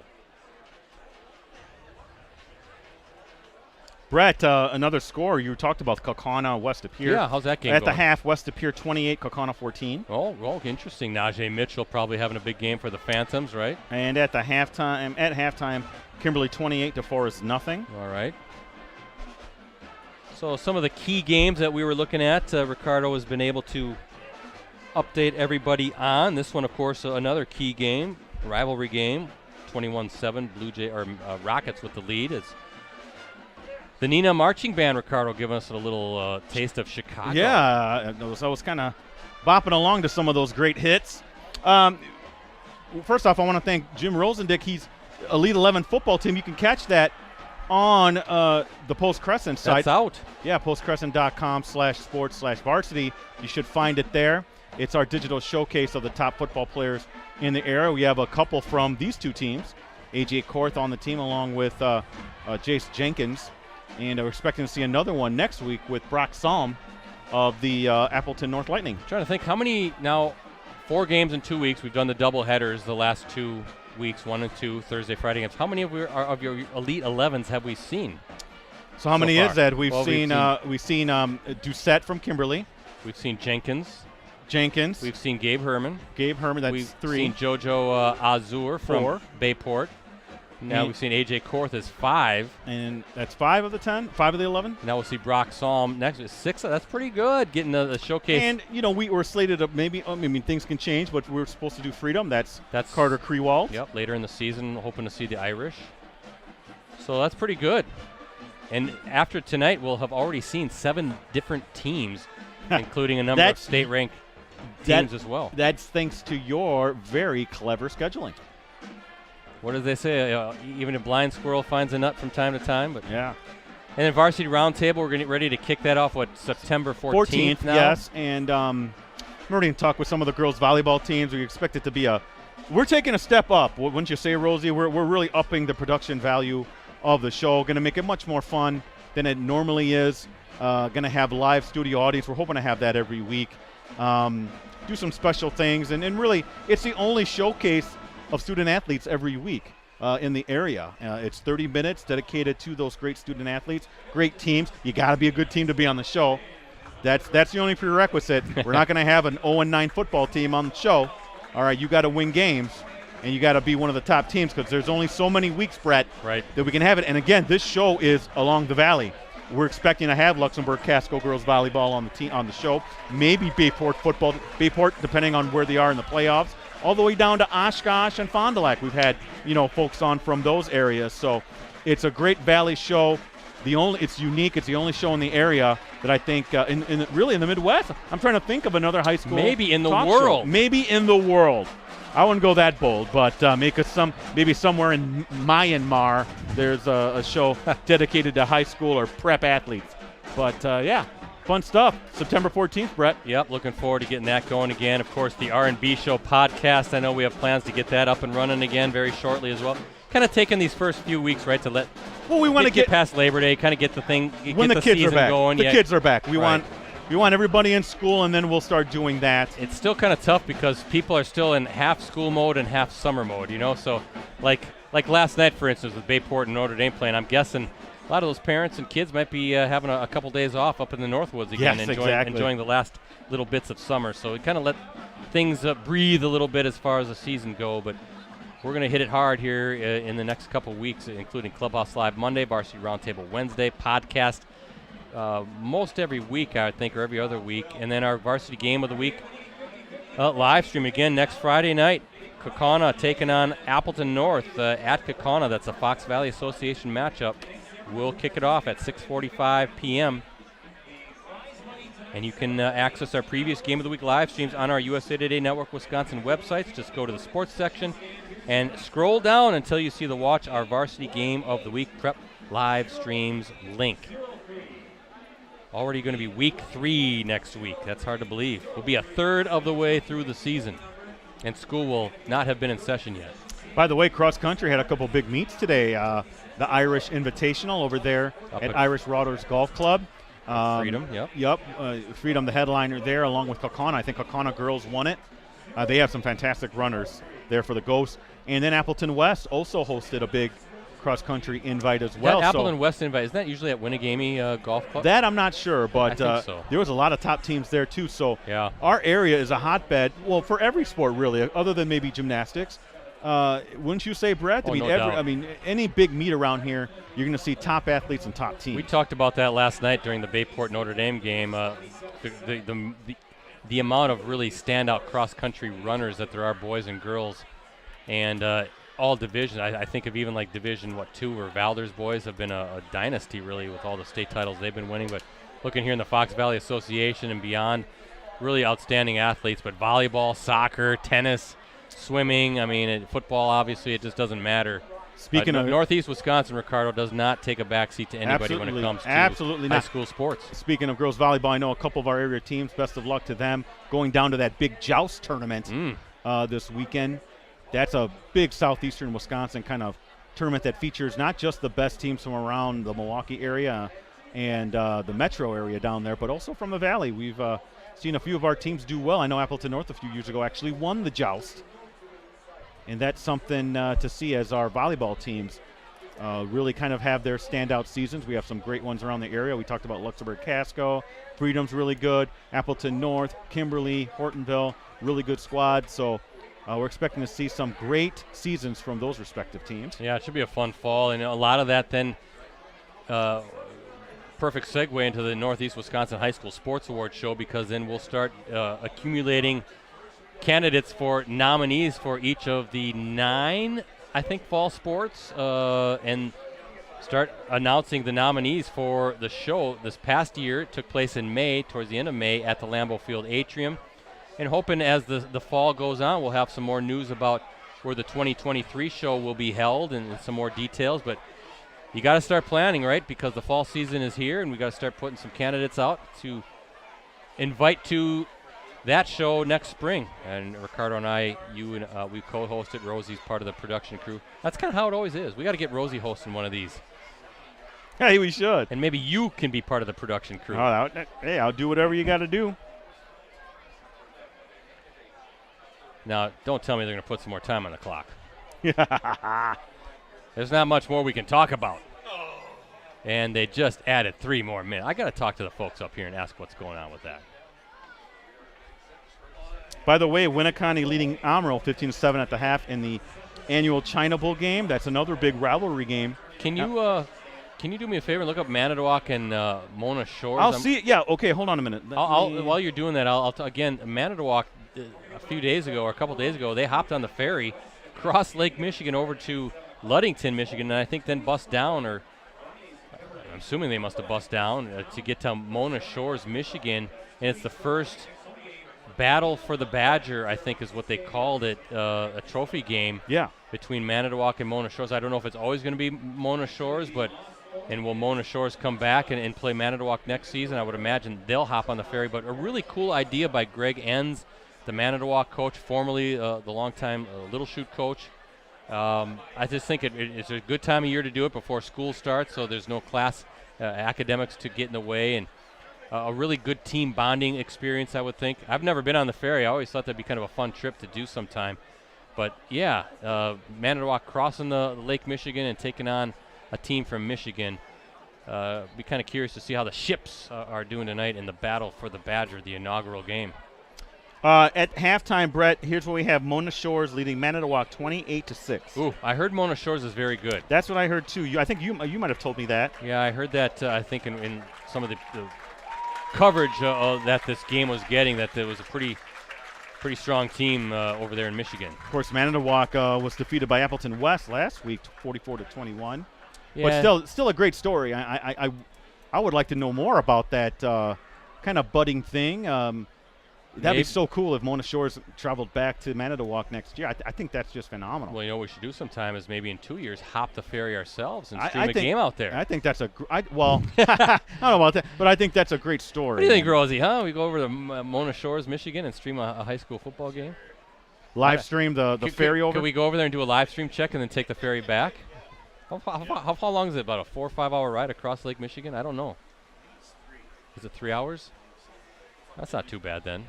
I think that ferry, if you look at it, it's really decked out. They got like gaming rooms and I think a little restaurant or something. So ooh, I like that. Yeah, you're always thinking food. I'm always thinking about food. So we'll have to do that sometime.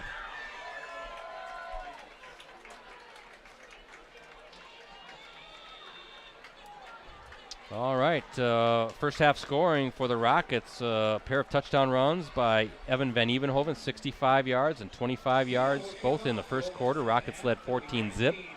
And then the Blue Jays, early in the second quarter, capped a 15-play, 70-yard march with a 2-yard touchdown run by Chase Parker, made it 14-7.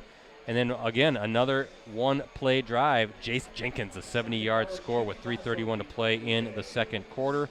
That's where we're at, 21-7, as we look at our Cellcom and Cooney's Embroidery and Sportswear scoreboard. Blue Jays will receive the ball to begin the second half. Should be a fun second half. Ricardo, see what kind of adjustments, right, both sides have made. That's always critical to a good coaching staff. You make some adjustments, clean up some mistakes.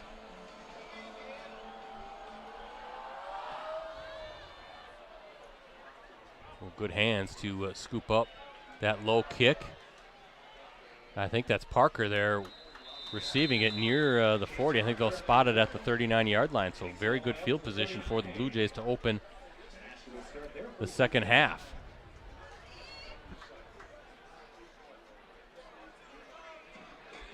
Again, Menasha has some missed opportunities. Obviously, that drive towards the end of the first half. To come away with no points, that's unfortunate. The game, I think, would take on a whole new level in terms of intensity, it being 21-14, Brett, instead of 21-7. But an opportunity again for this Blue Jays offense, which has been doing some good things, to get on the field right away here in the second half and whittle that deficit down. Korth, who's had a big first half, keeping it, and a good 4-yard run to start. Ball will be at the 43-yard line. Well, let's give him a 44. Yeah, it's just shy of the 44, so gain of 4 yards for Korth.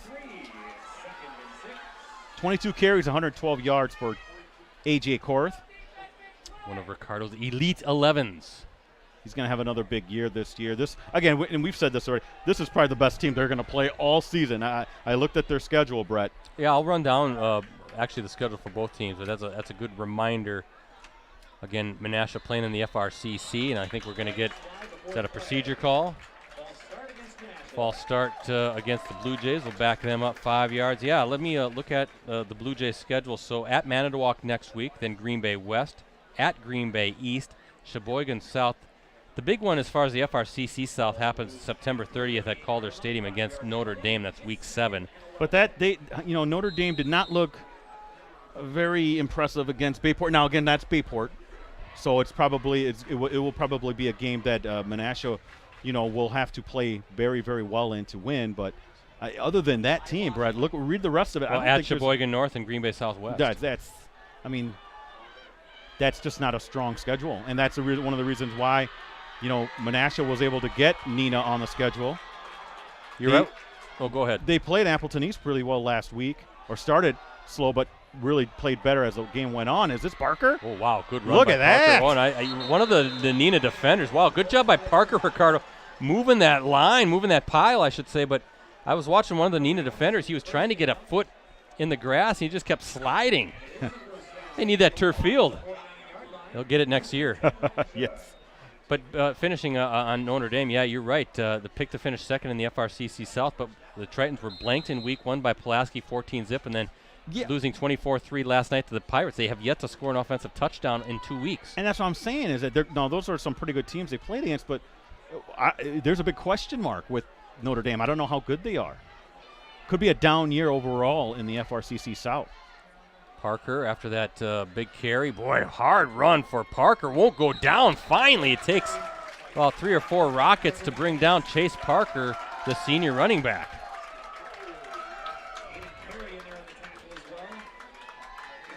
Yeah, the FRCC North a little bit more imposing, isn't it? The Bayport, De Pere. Although De Pere now 0-2 after losing to Wausau West last night. Of course, Gabe Herman, one of your elite 11s, a talented quarterback for the Redbirds, out. He might be out. Could he be out for the season? I think we're hearing rumblings about possibly that now too. That would be unfortunate. Yeah, one of the Bayport folks last night mentioning maybe a 12-week injury.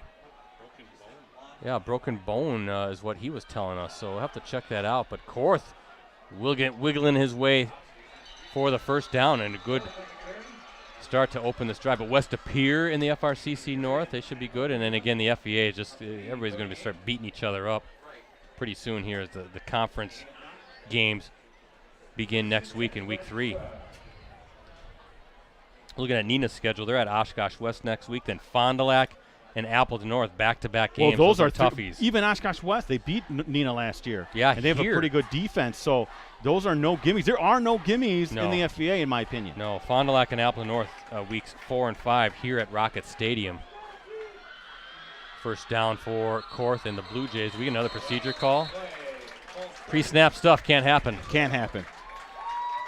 Week 6 for the Rockets are at Oshkosh North, and then a tricky 2-game stretch again, home against Kaukauna, then at Kimberly in week 8, and the Rockets close it out at Appleton East in week 9.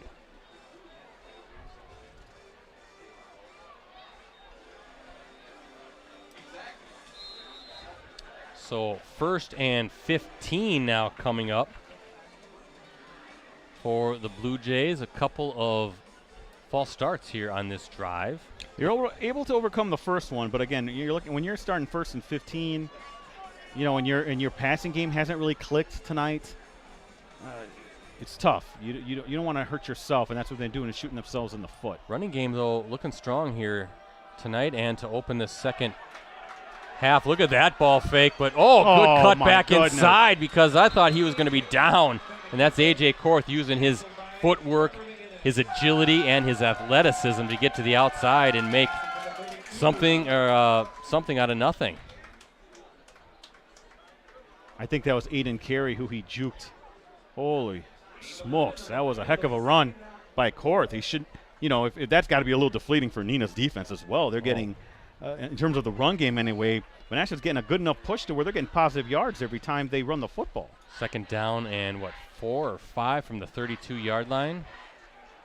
And that's big after that false start. Made it 1st and 15. Korth handoff. Parker. Boy, look at that little lineman kind of pushing Parker along too. A little bit of a rugby scrum. Like number 30 there for the Blue Jays, Jake Niles. That's a senior fullback. Okay. I thought I saw a player down for Menasha, big old number 75. Reese Loss. Let me see. The ball is at the 29, Brett. So 3-yard gain for Parker. Yeah, 3rd and a short 2? I would say that. Long 1. But this is not – we've seen Menasha do this. They've had no problems moving the ball methodically against Neenah. It's just little untimely penalties, mistakes, fumbles, high snaps. Can't have that against Neenah. And a little toss. Parker cuts it back. He's got the first down. That he does. And Ricardo running. Ricardo, look at this. Look at the clock. Look at this drive. It's already 5 minutes off this clock here in the 3rd quarter. Menasha has had the ball the entire quarter. So doing what they need to do, playing methodical football again and keeping that explosive Neenah offense off the field.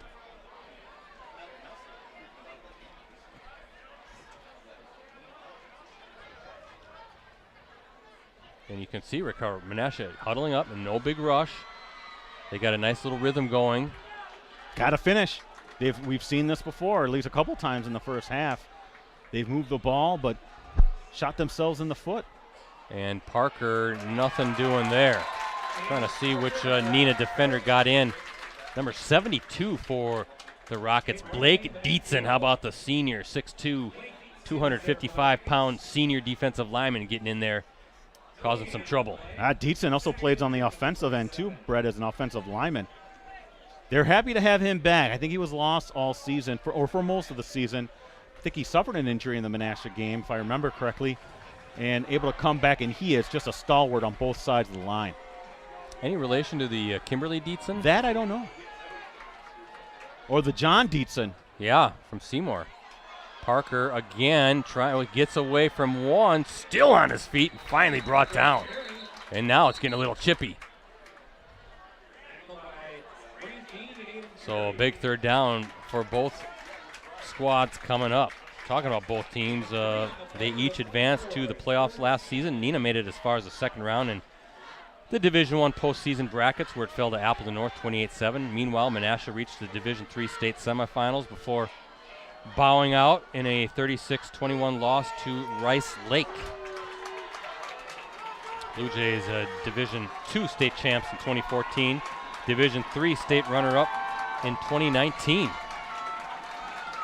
Third down for Menasha. Korth has it, and a little play fake, and knocked down at the line of scrimmage. Yeah, Someone hit it. He had the receiver open on a slant. That was number 13, Ricardo. That was Ty Schwarzkopf again, but didn't see who got his hand on the ball. And that has been Menasha's Bugaboo. little things here, and a wide open receiver, maybe even a touchdown, and now you're facing a 4th and 8 situation. So good defense by Neenah.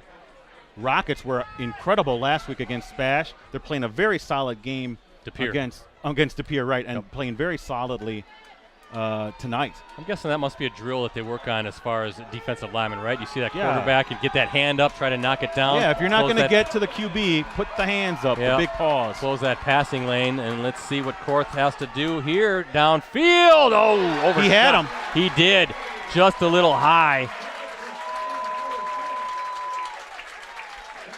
Simon Bauer-Schimmick, the receiver, in the middle of the end zone, but how about good coverage by the cornerback, Jack Zemlock again. Turnover on downs.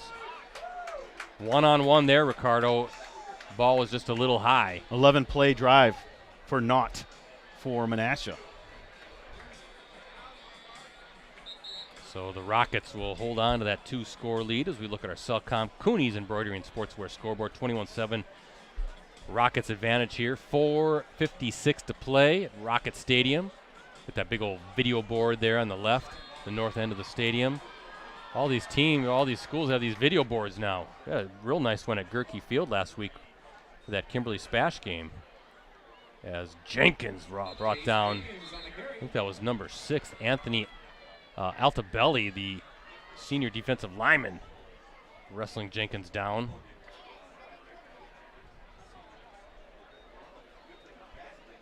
Yeah, 2-yard gain for Jenkins. He has 13 carries for 137 yards, Brett.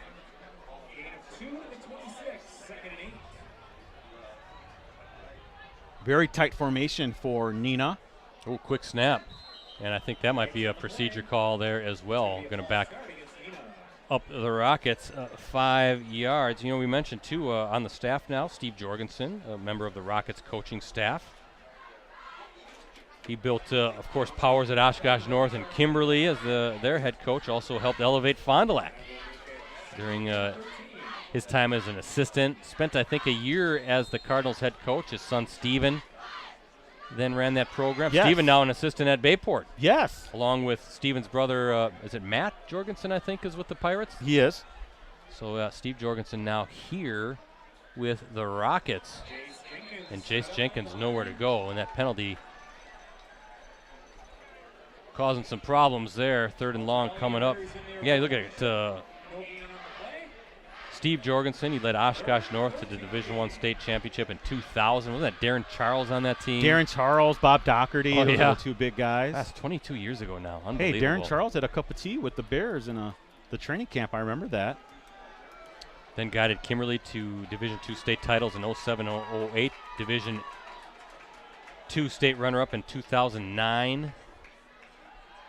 Van Evenhoven's trying to set up a screen, but no. Boy. Fumble. No, I think it was incomplete. I think number 44, he was right there. Cole Calkins, the junior defensive lineman right there to knock it down. So not much. He was not fooled on that at all, Brett. No, not much happening for that Rocket offense. Well, here you have the Blue Jays defense for the first time, I believe, in the game, forcing a Neenah punt. Brett, Appleton East just rolling over West now, 34-7. Wow. That is a little bit of a shock, and Appleton East, they played well against Menasha for the first half, Brett. I did watch that live stream. Good punt. And that's going to take a bounce. Number 10, Logan Leigel. Not much room there, but look at him make something out of nothing. Yeah. Well, he made the right decision to corral that because that thing was going to skip probably another 20 yards. So Logan Leigel, I should say, with a good return for the Blue Jays. Yeah, how about Appleton East? Of course, Appleton West getting off to that nice start last week against Manitowoc under new head coach, is it Jeremy Clifford? Jeremy Clifton. Clifton, I'm sorry. I will say that, I think you see the difference between the conferences. Yeah. Well, look at last night when Yeah. Oshkosh North hammered Green Bay Southwest, blanked the Spartans, I believe, and then, of course, Appleton North hammered Green Bay Preble. I think they blanked the Hornets as well. And you're right. Last week's game, good run by Korth near the first down marker. Appleton West taking down Manitowoc. Again, FEA showing flexing its muscle against the FRCC.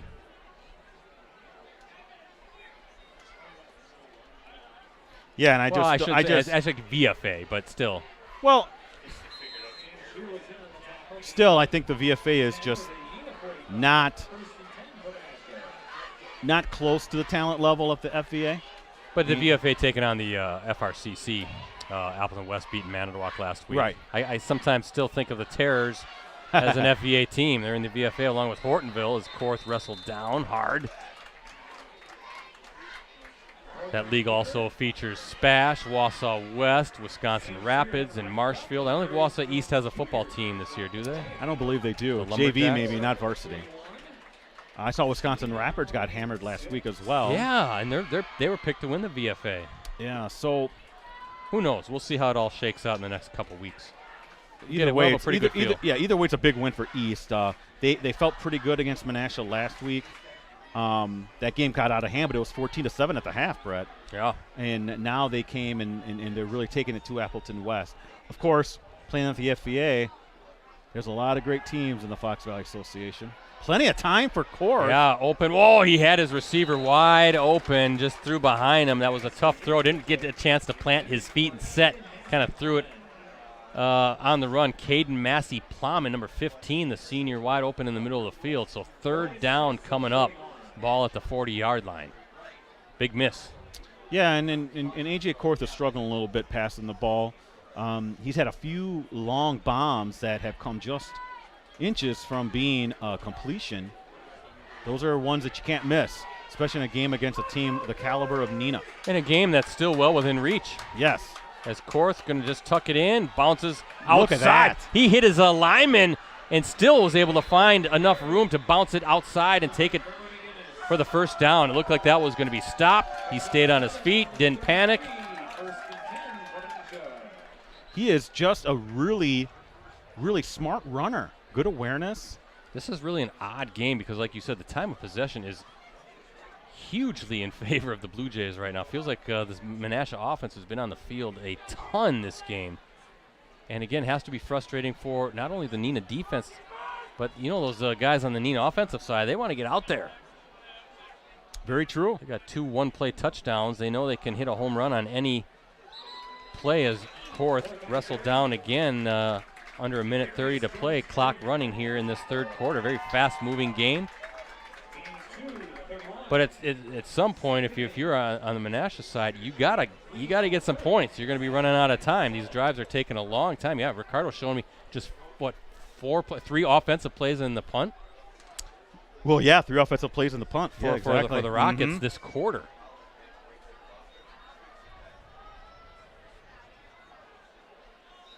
And, oh boy, we're going to get another false start. Yikes. So 2nd and 6 is going to turn into 2nd and 11.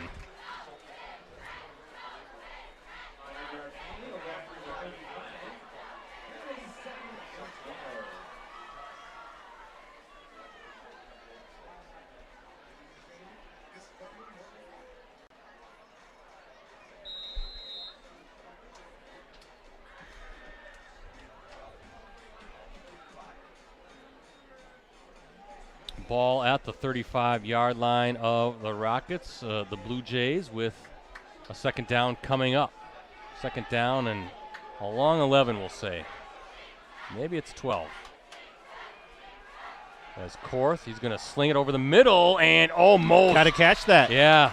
That's Simon Bauer-Schimmick just couldn't bring it in. Yeah, and Bauer-Schimmick will be the first one to say that. I mean, that's a nice pass. That's way inside the red zone at that point, but you can't miss those kind of pass plays. You know, that's something obviously on film they're going to talk about and clean up because this is only the week 2 game, but boy, you can't miss opportunities like that, especially against a defense like this. Well, 4-down territory here for Menasha, but another opportunity for this sturdy Neenah defense to get off the field.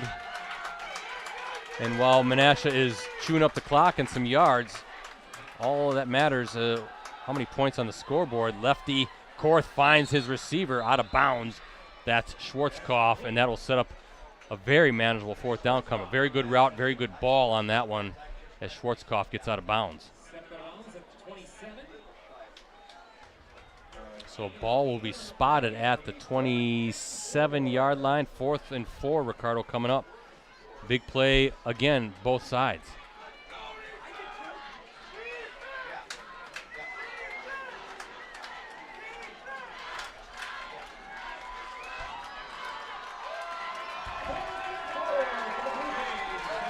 Here the Rockets faithful in front of us, imploring us. Whoa, bad snap. Korth is in trouble on the run, trying to make something happen, and he's wrestled down.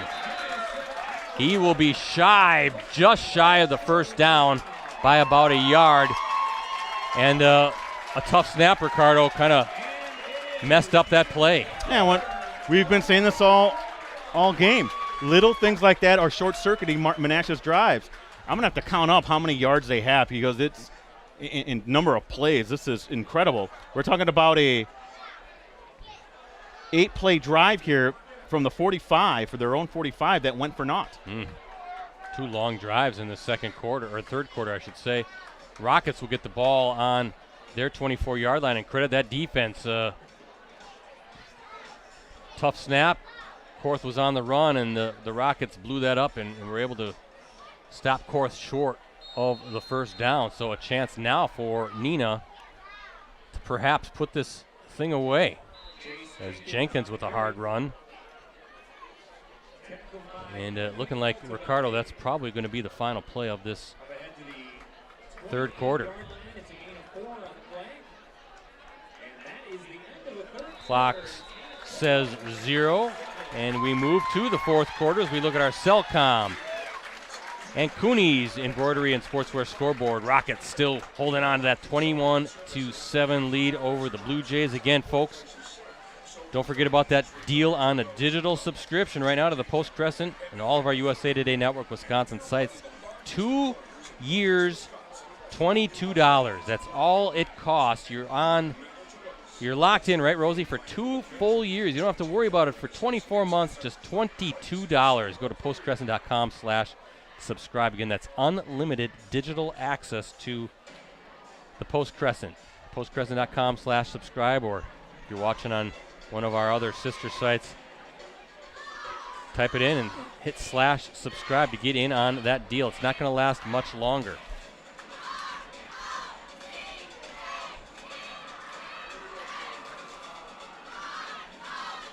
Scoreless 3rd quarter.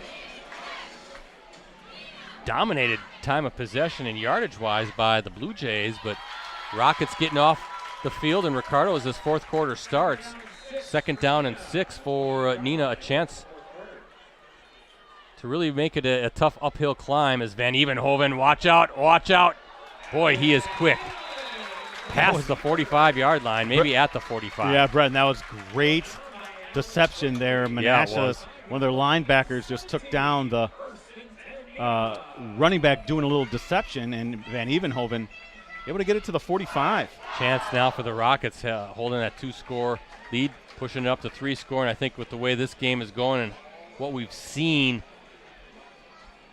might be a insurmountable deficit for Menasha, so an important drive for the Rockets to, again, potentially put this game away. There's a hand, nope, and Van Evenhoven keeps it. And that was number 42, Elliot Frank on the tackle, senior linebacker. Elliot Frankie.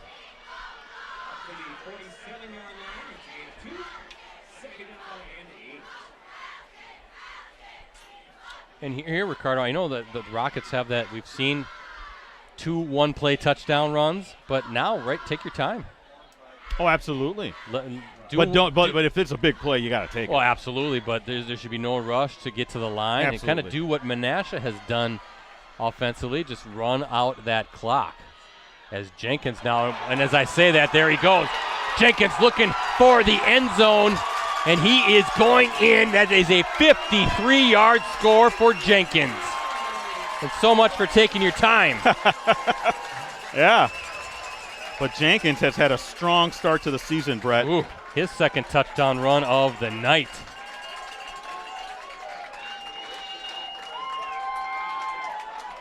$53-yard score. And you see the power to get through kind of those arm tackles, good blocking up front. There's a hole for him to run through, but once he gets to that second level, and you're not going to catch him. As Grant Dean out for the PAT. Dean's kick sails through, and with 10:37 to go in this one, that guy right there, 53-yard touchdown run by Jace Jenkins, his second touchdown scamper of the night. Our Cellcom and Cooney's Embroidery and Sportswear scoreboard showing the Rockets now up 3 scores, 28-7 in this rivalry game. Rockets with touchdown runs tonight. All 4 of their touchdowns coming on the ground. 65 and 25 yards by Evan Van Evenhoven, the quarterback, both in the first quarter. Jenkins had that 70-yard dash, opening play of that drive with 3:31 to go in the second quarter. And now the 53-yarder here right away in the fourth quarter. That's some good output just on touchdown runs alone, Ricardo. Oh, for sure. I think Neenah has only really been stopped on 1 drive, or 2 drives. One was an interception, and another was a punt. But that ground game, Brett, so far one of the best in the area. And as I said, now a 3-score game with kind of what we've seen with Menasha, not able to get those big plays, a strike on the big play, more methodical. It's a very big uphill climb for the Blue Jays, down 21 points with 10:37 to go in this one. But weird things have happened in the past. You never know. All it takes is a mistake here or there, and they turn football games. Well, look at Menasha, you want to just end the game and execute and, maybe get another score on the board. It's a long season. Case in point last year, though, in that state semifinal when it looked like Appleton North was going to Madison. Oh, that's true. Had a good lead against Franklin. Franklin ends up getting to Madison and winning the whole darn thing. Good return by Schwarzkopf. Surprised Neenah and Menasha don't play for a trophy. I am a little surprised at that too. Right, well, these are the Twin Cities over here, the neighboring communities, separated by the Fox River. If you didn't know the area, you wouldn't know that you were really switching from one city to the other. We gotta implement a trophy.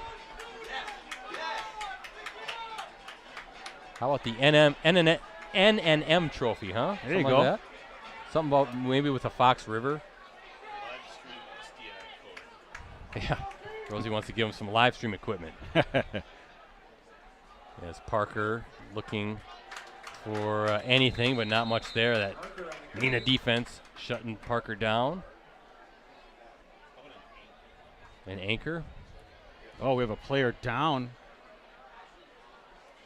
Number 4 for Neenah, that's Sam Shear. Well, this is where also with your Neenah, you want to get out of here without any kind of injuries. Wonder if it's a cramp. We'll see. They're kind of lifting his leg, and still summertime. Ricardo, look at Darius Jones Jr. He's playing the role of trainer out there right now. He is.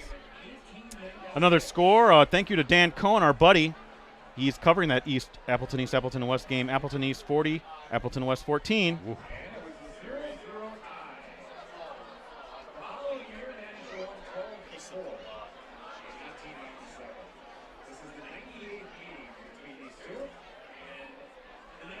You think you're talking about Winneconne and Amaro playing for the China Bowl. You got the Apple Bowl trophy, right, between Xavier and FVL. The County Ensign between Little Chute and Freedom.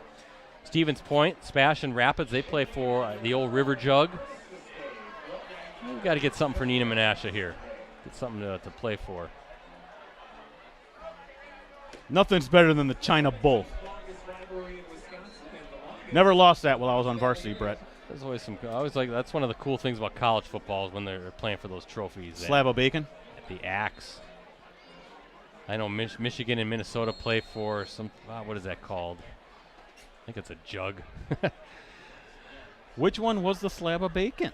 Wasn't that didn't that predate the Paul Bunyan's Axe? Is that what it was? Oh Minnesota man! And Wisconsin? To me, that is just so cool. Well, the Axe is pretty cool. I know, but a slab of bacon. Well, you're just hungry. I'm just hungry now. You're going to have to stop and get yourself a bacon cheeseburger on the way home. Korth going downfield and some miscommunication. Yeah, and I could see the receiver saying, they might have ran the wrong routes or just, you're right, Brett. They're not in tune right now. Nope, not in sync in that passing game. Just a little off, some stuff to work on in the weeks to come. What I like about Jeremy Korth, he's always positive, right? I mean, he's always a guy that knows that the long game is what he wants his team. Well, this doesn't hurt anything in the conference race. This is something, again, and I cannot understate this. This is the best team they're going to play until they're deep in the D3 playoffs. Mm-hmm. And, when you're a team that's 2 divisions lower than Neenah, you got to take your lumps a little bit, see what you can do, pull away the positives. Korth looking to his right, going downfield again, looking for Schwartzkopf. I mean, they're just a little. Yeah, they've been close on a couple of those deep balls. That was a nice pass. Beautiful throw, and just a few yards in front of Schwartzkopf, showing some speed. But it's only week 2, and yet to play a conference game. We both feel that the Blue Jays should win the FRCC South, and they'll make a run in the D3 playoffs. They'll be there at the end. I don't know how far they'll go. To me, and this is not just me saying this is their expectations are state quarterfinals or more. Okay, that's where their bar is set.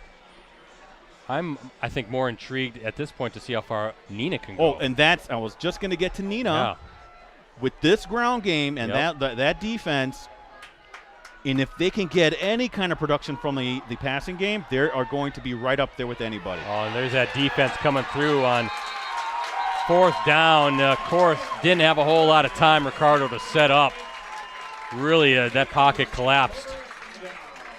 And a turnover on downs as the Rockets, with 9:37 to play, looking for the knockout punch.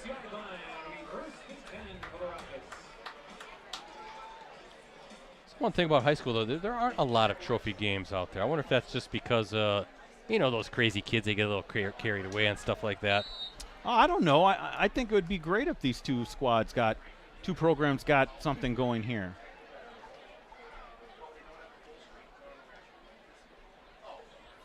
We'll do a column on it.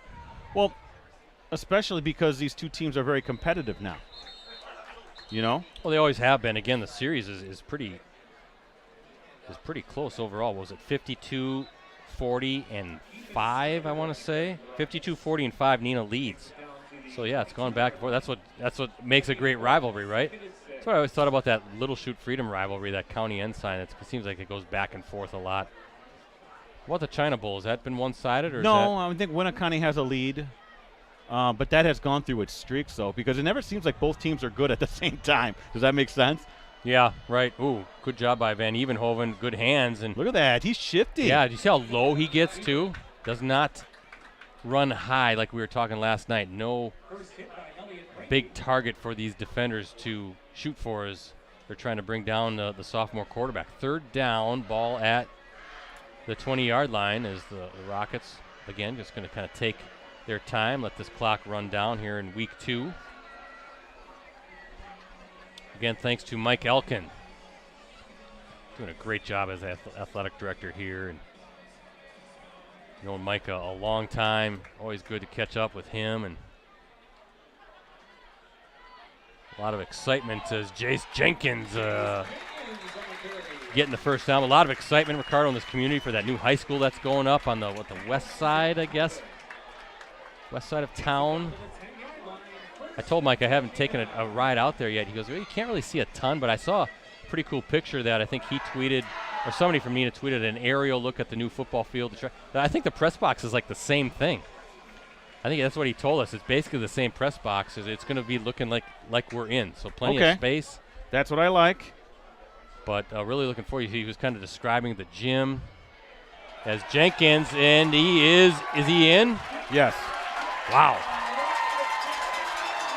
And how many yards do you have for Jenkins on that one? Unofficially, that was a 10-yard run. 10-yard run. But I have him 213 yards on 18 carries, unofficially, of course. Third touchdown run of the night for Jenkins. Brett, any talk about a food spread for the games in the new place? No, I didn't ask Mike about that yet, but maybe talk to him about it. Maybe I can ask him after the game if a media buffet. Yeah. Maybe with some Scotcheroos or something. Not too crazy. Tell him Kimberly does it. They'll get on the ball. Dean with the PAT, and with 7:46 to play in this one. Rockets up 35-7 as we look at our Cellcom Cooney's Embroidery and Sportswear scoreboard. I think Kimberly did do that one time, right? Actually, the best pregame spread we ever had was a few years back at West Pier. They had taco night. Yes. And I was trying to get Rosie to focus on setting up, and he was just salivating looking at the tacos and the nachos. Surprisingly, I didn't partake.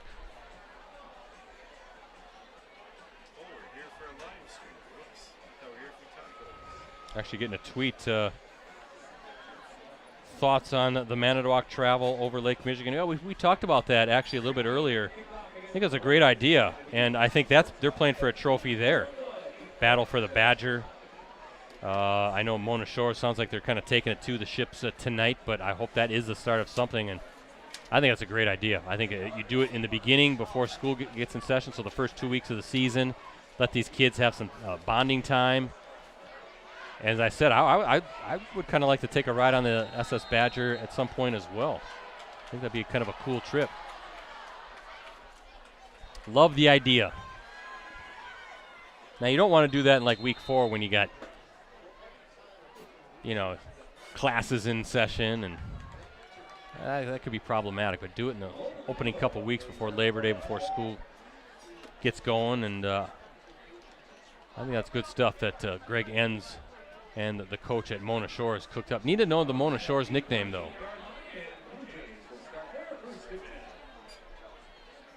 But I think that's a game we got to live stream. I think we got to hop on that ferry and just spend about 3 or 4 days over there in Michigan, do a live stream check. I'm sure the powers that be, Rosie, will go for that in the budget, huh? Yeah, we'll get some Mona Shores athletes on for the round table. Mona Shores and the ships. Looks like we have a new quarterback in. Number 12, Bryce Duzak, the junior quarterback in. You're going to like this. So, we have a new quarterback in? Okay. Yeah, number 12, Bryce Duzak, junior. Okay. So Manitowoc is the ships. Yep. Mona, what was it? Mona Shores? Mona Shores, the sailors. There you go. It works perfectly, doesn't it? How about we go over there next 2 years from now and do a varsity roundtable? Get a couple ships players, a couple sailors players. What do you say? I love that. First off, I love that their nickname is the Sailors. That is a good nickname. Was it Upper Michigan? The UP's got some great nicknames up there. The only other one I could think of would be that, well, anything with the Pirates or the Buccaneers or anything would be kind of cool. How about the Clippers? The Clippers, Sturgeon Bay Clippers. Mm-hmm. For Upper Michigan, what was that? The Bessemer Speed Boys? Is there still the Nimrods up there? Oh, the Nimrods, yeah. Waters meet? Waters meet, mm-hmm. Yeah, I love that. The Nimrods. Love it. Where can I get a hat? Hey, there's some good nicknames around here. The Terrors is cool. The Polar Bears. The Ghosts. Papermakers, the Galloping Ghosts. Mustangs, I always like that one. The Hodags. The Hodags up in Rhinelander, that's a good one. The Tritons, I thought that was kind of cool. The Crickets, the Fall Creek the Crickets. Yes. I got to get myself a Fall Creek Crickets T-shirt. My cousin actually what about lives over there. Cuba City Cubans? They should be called the Cuba City Petigues. They should. Jerry Pettigrew. Is he closing in on 1,000 coaching wins now? It must be. Or does he have it now? Well, another high snap is Korth just able to get that off. That might be roughing the punter. It is.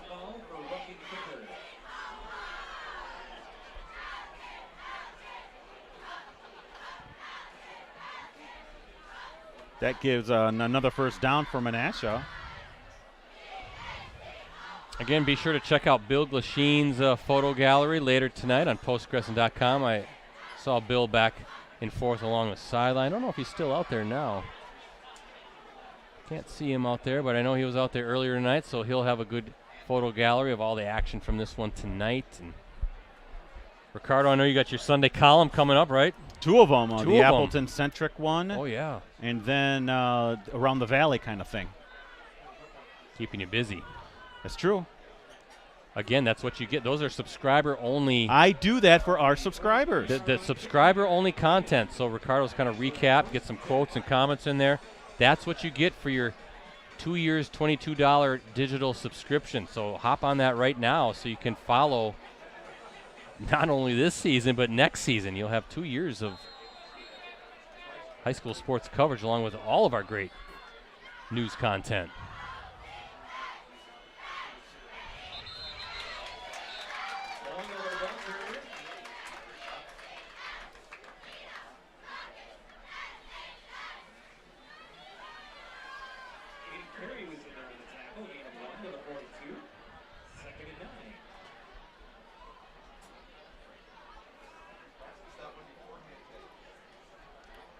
Malungula.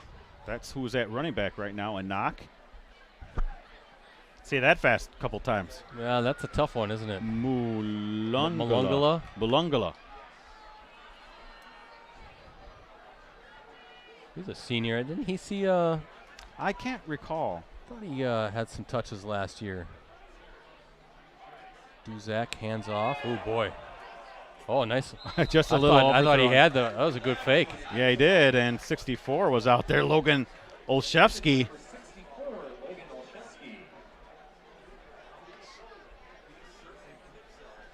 So the Rockets on their way to a 2-0 start.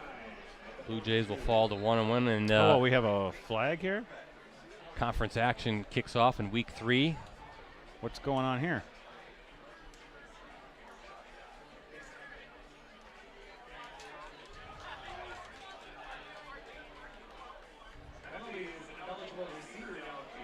Okay. I wonder if that was on the lineman who was. Got to stay in your spot, right? Yeah. You can't get too far up the field. I always think that's a tough. How do you gauge that? You know, that seems to be very arbitrary sometimes. You see that in the NFL sometimes, a big play, and nope, coming back, ineligible player downfield, and the lineman doesn't even look like he's that far downfield.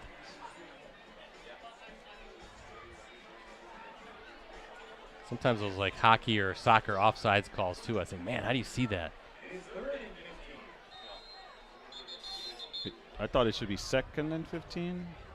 Yes.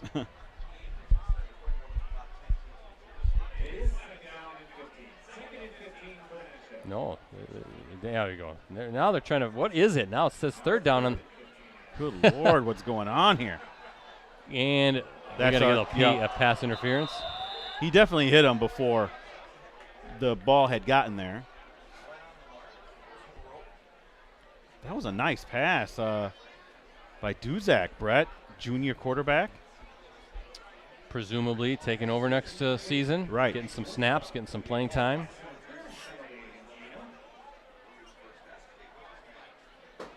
Ball will be at the 33.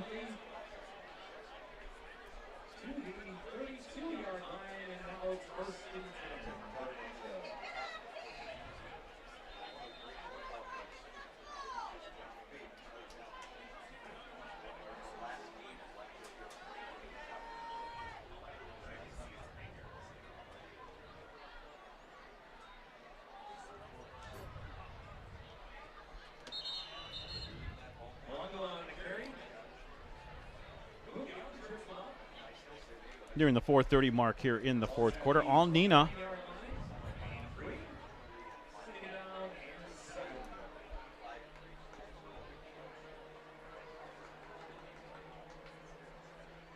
See if I get some additional scores here, BC.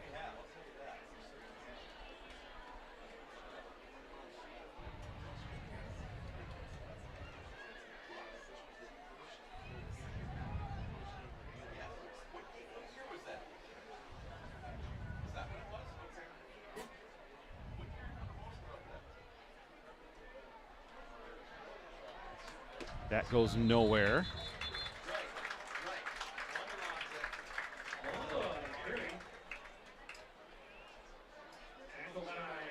Got a final Kimberly 49 to DeForest 0. So 49-0 win. Is that the Norskis of DeForest? The Norskis. And how about this? Kaukauna West Appear tied at 28. There we go. Noah Hoffman with a touchdown run.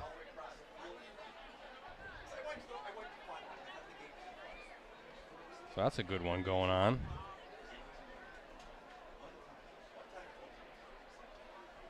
Looks like the Brewers losing to the Cubbies again. I think the season, Rosie, is fast unraveling for the Brew Crew.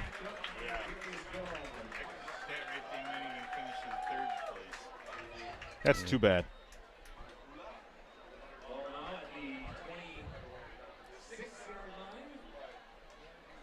How my Redbirds doing? Cardinals. Nobody cares. I should check it out.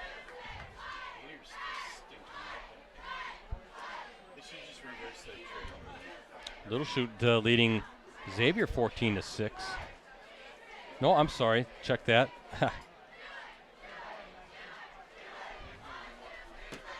Yes, no, 14-6. A little of a surprise team, your Mustangs, Brett. Oh, look at that. Has a receiver. Quinn Ludvigsen on the catch, the tight end. Takes it down to the 12. 14-yard play. I'm sorry, you got the West-East score. I know that was one we were looking at. Manitowoc, Mona Shores. Mona Shores was winning big. I'm just trying to see what else was going on here. Franklin Fond du Lac. Any word on that? Oh, one? that's the one we should look up here. Looking at the FRCC South, Green Bay West and Manawa. Sheboygan North at West Bend East. Sheboygan South at Plymouth. We mentioned Manitowoc at Mona Shores, Michigan, and Green Bay East at Kingsford, Michigan.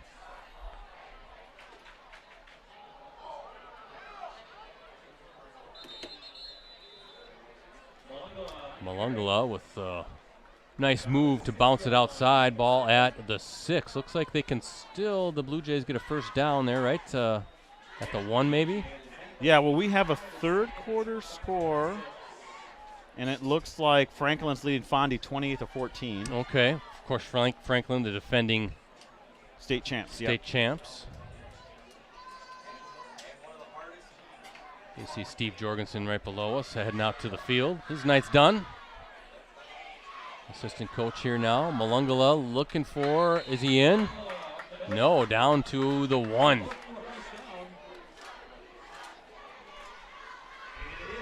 Again, folks, we're at Kaukauna next week for week 3. The Ghosts hosting Appleton North.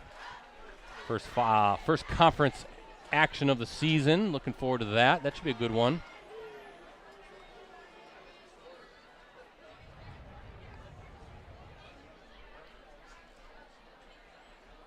Ball's right at the 1, Brad. Is that what I said? That is. Okay. See if Malungala can get in. Less hectic schedule for the Stream team next week, too. That's true. Whoa. Malungala has it, but a whole bunch of red jerseys pushing him back. Again, I don't know. Do you know, are there any Thursday games next week? For some reason, I didn't see a whole lot on the schedule. I thought it was mostly weeks 1 and 2. I don't believe so, because usually those are in the Green Bay area. Yeah. And I don't recall seeing any. Yeah, it's usually the FRCC, isn't it, that plays those Thursday schedules. And they'll go right into their league play, so.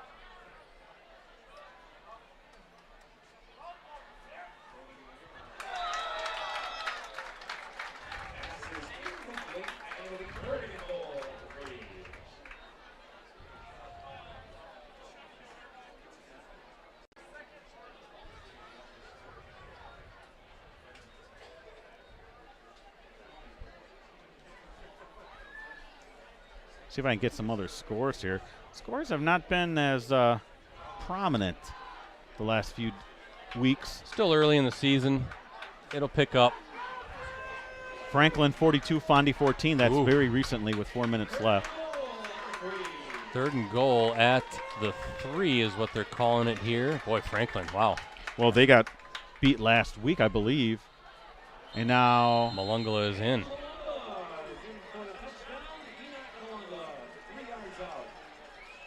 Enoch Malungala in for the score, 3-yard touchdown run.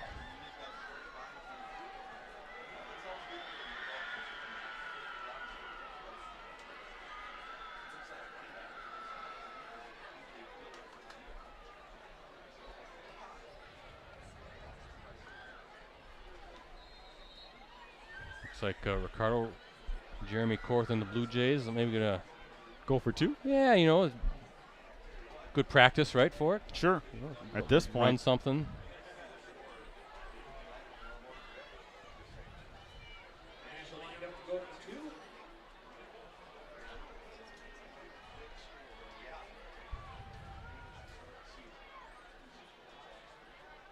Oh, whoa. That was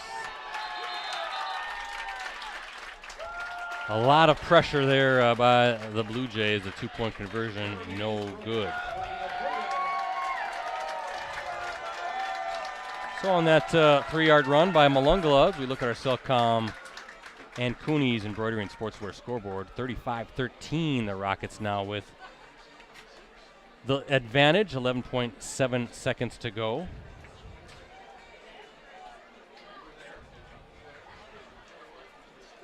Just updating my Twitter.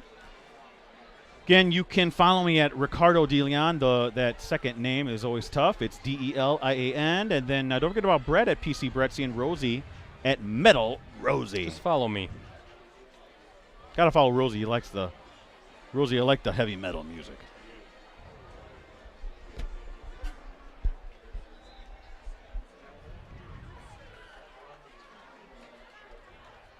$35-13 is your score.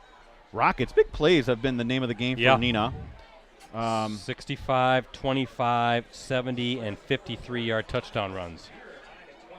How much yardage is that in touchdowns alone? It's a lot. You want me to add that up? I got to get my iPhone calculator again. I'm doing it right now. Run those off again. 65, 25, 70, and 53. That's 4 of the 5. 213 yards. And then 223 with a 10-yard run on top of that, just in touchdowns alone. Had to have over 300 yards easy, right, I would think. Oh, easily, so for sure. If you're looking at that, I mean, over 800 yards plus of rushing yardage already this season in just 2 weeks. Yeesh.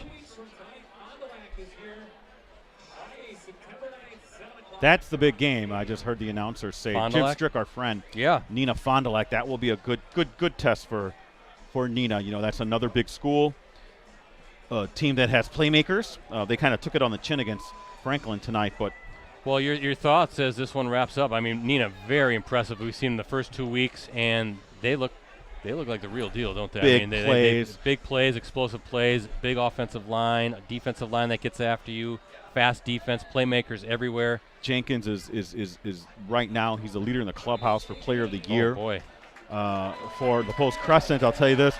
That team, when Van Evenhoven gets more games under his belt, right, and they have a competent passing game, and I mean not to disrespect Van Evenhoven, but one where teams have to fear the passing game, they are going to be tough to beat because that defense will keep them in most games, even against the heavyweights in the FBA. And only going to get better. Yes. It's only week 2. I'm very impressed with this Rockets team right now, what they've been able to do. It's not an easy schedule.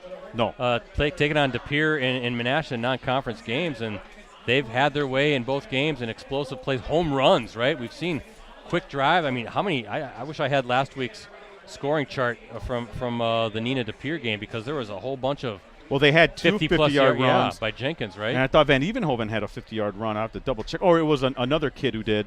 He had a 55-yard touchdown run. Oh, so they've had a lot of big plays, And for Menasha, like as I stated before, you're not going to play a team this good, Neenah. You're not. You're not going to play somebody like that until you get to the quarterfinal level. This is a team that has that is still going to find its way a little bit. I think they had a loss to Neenah last year, ended up going to the state semifinal. So when they're playing in their division, they are one of the top teams in their division. Yeah, they'll be just fine. Yes. In FRCC South, I fully expect them to win the conference title as well. But this Neenah team is going to make a run at a FBA title. I think they're right up there. I'm very impressed with how physical they get after you, and a very good start for the Rockets as they improve to 2-0, and that puts a bow on 2 weeks of football. 4 games total, guys. We got through it. Thank you, guys. And we're at Kaukauna next week? At Kaukauna next week. That All should right. be a good one. The Ghosts and the Lightning. I can't wait. Everyone have a great weekend, you guys included. We'll see you next week. Yeah, you got to get down to the field. Rosie, make sure you watch Ricardo how he gets down to the field if he has some athleticism left. So good to see you, Jim. All right, I'm going to run down the scoring for the game for the Rockets. A pair of touchdown runs by quarterback Evan Van Evenhoven in the first quarter. The first play of the game, 65-yard touchdown run. 11:48 to go in the first quarter, made it 7-0 Rockets, and then about 5 minutes later, Van Evenhoven a 25-yard score. That made it 14-zip. Menasha got on the board with 10:13 to play in the second quarter. A 2-yard touchdown run by Chase Parker made it 14-7. That capped a 15-play, 70-yard scoring drive. Blue Jays converting on 5 third downs, 2 fourth downs, and then it was the Jace Jenkins show. 3 straight touchdowns by the talented Rockets running back. A 70-yard scamper with 3:31 to play in the second quarter made it 21-7, and then a pair of fourth quarter runs, 53 yards and 10 yards, made it 35-7 with 7:46 to play in the fourth quarter. That 70-yard run was a one-play drive again for the Rockets, so 2 of those tonight. Menasha closes the scoring with 11.7 seconds to play. Enoch Malungala, a 3-yard score for the Blue Jays, and that's how it ends, 35-13, as we look at our Cellcom and Cooney's Embroidery and Sportswear scoreboard. With the victory, the Rockets, the 9th-ranked Rockets, I'd imagine they're going to probably move up in the polls. They improved to 2-0 on the season. They're at Oshkosh West next Friday in a Fox Valley Association matchup. Kickoff is scheduled for 7 p.m. Menasha, top-ranked team in Division III. The Blue Jays fall to 1-1 on the season. They're at Manitowoc next Friday in a Fox River Classic Conference South matchup. Kickoff is scheduled for 7 p.m. in that one. As for us, we'll be back at it next Friday night. We're heading to Kaukauna in a Week 3 contest. The Ghosts hosting Appleton North. That also is a Fox Valley Association contest. Live coverage will kick off at 6:45 p.m. And again, you can access our previous Game of the Week live streams on our USA Today Network Wisconsin websites. Just go to the sports section and scroll down until you see the Watch Our Varsity Game of the Week Prep live streams link. One more shout out to our sponsors. First, Cellcom. Save big without a contract. Without a contract at Cellcom. Advanced pay customers get $20 off monthly data and discounts on select smartphones now. Restrictions apply. Visit cellcom.com/save for details. And Cooney's Embroidery and Sportswear. They have the skills and experience to customize your apparel and spread the word about your organization. Contact them today, 920-731-0922, or send them an email at Cooney's, COONEYS0922 at sbcglobal.net. So for Ricardo, he's still fighting the masses down there. Look at him. He hasn't gotten down to the field yet. He has to wait his turn. But for Ricardo and for Rosie, and, of course, the crew with USA Today Network Wisconsin. I'm Brett Christopherson signing off from Rocket Stadium here on the campus of Neenah High School. Once again, the final score tonight, Neenah 35, Menasha 13. Thanks for watching, everybody.